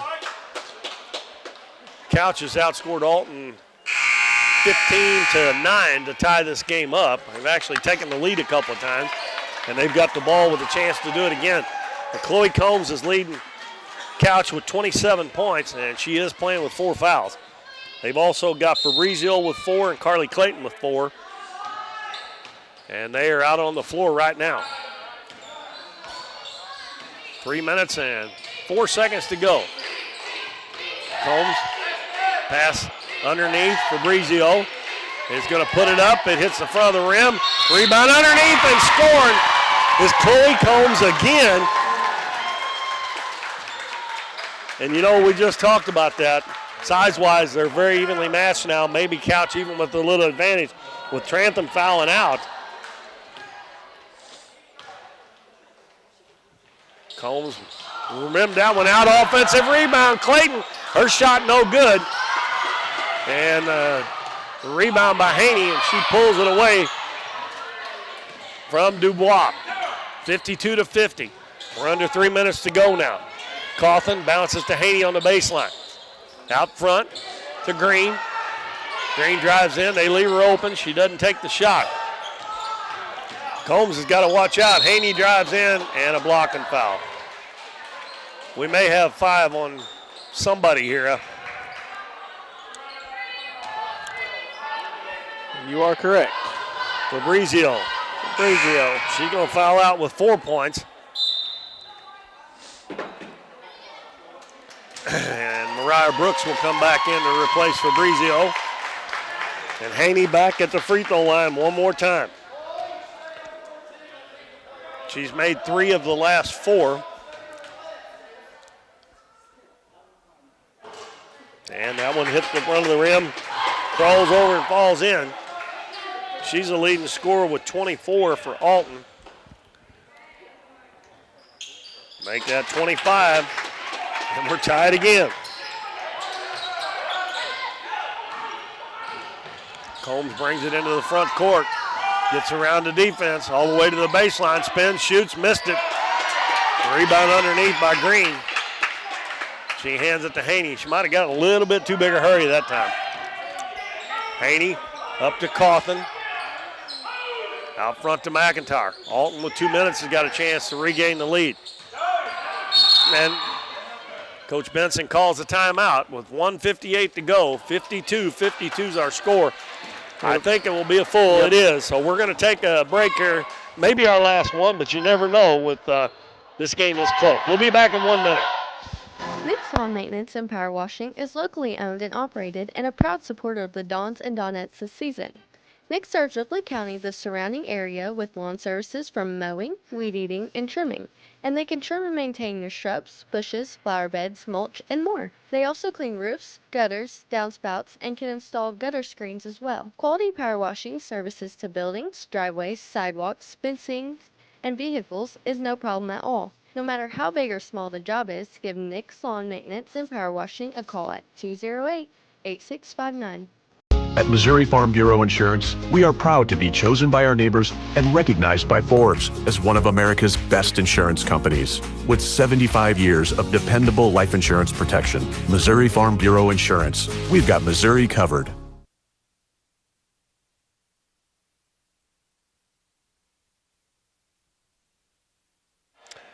Welcome back to the River City Classic, everybody. We got a good one here in our last game of the night. Alton and Couch is tied 52 with 1:55 to go. Alton with the basketball. They've lost 2 starters to foul, and Couch has lost 1. Cawthon with her first shot of the game, and she buries a 3. I think that is her first attempt of the game, and that gives Alton a 3-point lead. We'll see if Couch doesn't try to get in too big a hurry here, and they did. They lost the ball, and then there's going to be a foul. Got all kinds of time, and that's the 4th one on Smith. And Haney back at the free throw line again. Well, that was a big basket by Emma Cawthon there. She's a freshman too.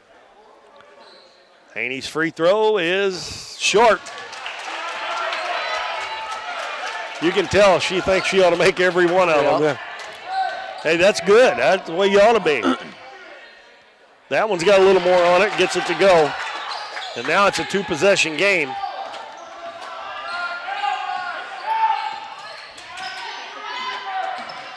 Her last 6 points are from the free throw line. Brooks for 3. That went in and out. Cassidy Reynolds with the rebound. Alton's got it in a 4-point lead. And if Couch gets in a situation where they got a foul, they've got a bunch of players out there with 4 fouls. Oh, Green lost that one, went right through her hands, out of bounds. Coach Benson urging his girls on. See if that's a costly turnover or not. Pick and roll. Clayton goes in, her shot's partially blocked. And Cawthon picks it up. Outlet pass to Haney. I tell you what, somebody that don't have 4 fouls needs to foul somebody besides McIntyre or Haney as soon as they get the ball. And the shot underneath by Cawthon. Boy, I don't figure Coach Benson wanted that shot. What's the matter? Is the thing going out? Yeah, we'll see if we got enough battery on that screen. It's just on this. It's not on our feed, huh? Yeah. And it's gone. Haney. Out to McIntyre. I'm telling you, 35 seconds. As soon as somebody besides Haney or McIntyre touches that ball, I would foul him. And the ball's going to go out of bounds off of Alton, I believe. Oh, got a timeout call. Oh, that was close. That was close. I thought Combs was going to pick up her 5th foul there. They need to have, let's see. I don't know if they've got anybody out. Well, Dubois could foul. She's only got 2. And Brooks has only got 2. So one of those 2 need to do the fouling. But with this amount of time left, they need to foul somebody and see if somebody else can make a free throw besides Miley Haney or McIntyre. Is that a new battery there?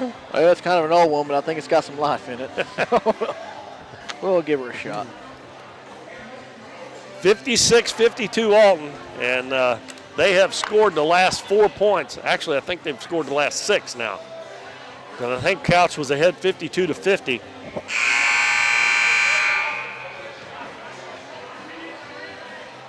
And we'll see if Couch has got it figured out that Brooks or Dubois has to do the fouling here.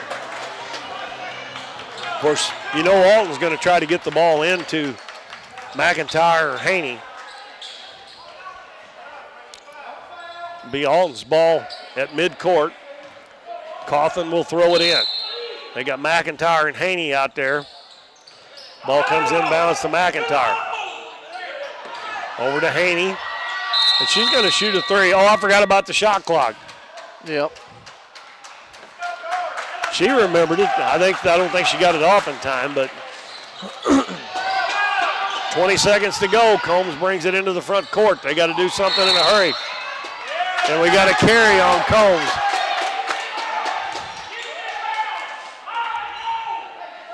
.1 seconds to go. And we got Kylie Evans checking back in. And he's coming in for Dubois.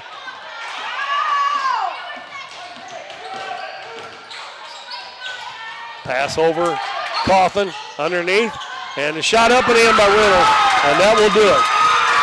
And that puts Reynolds into double figures as well. Boy, I tell you what, that was one heck of a game there. What a finish. The Couch Lady Indians put up a big fight, even though they were the 6th seed and Alton the 3 seed. And they fall 58-52. So that means Couch will play the 5 o'clock game tomorrow against Kelly. And the Alton Lady Comets advance to play the Portageville Lady Bulldogs. Our 5 o'clock game will be Kelly and Couch. The 6:30 game, Doniphan and Chaffee. 8 o'clock game, Portageville and Alton. All that tomorrow night right here on Current River Broadcast. All right, scoring over to the Couch side. We got Fabrizio with 4, Dubois with 2, Combs with 29, Clayton with 11, Smith with 6. Over to Alton side, we have Trantham with 4, McIntyre 6, Haney with 26, Campbell with 8, Reynolds with 11, and Coughlin with 3. Well, free throws is where the game was won and lost. Couch was only able to hit 8 of 19, and Alton made 19 of 28, so they outscored them by 11. They win the game by 6. I always heard free throws will win or lose you a ball game and a close game, and that happened here tonight. So a good fight by the Couch Lady Indians here, and they'll have to come back and try to win in the consolation bracket tomorrow night against Kelly. So make sure you join us tomorrow night a little before 5 o'clock, as we'll have 3 more games for you coming right here on Current River Broadcasting from the River City Classic. For Bo Blackwell, I'm Keith Bowman. Make sure you join us again tomorrow. Good night, everybody.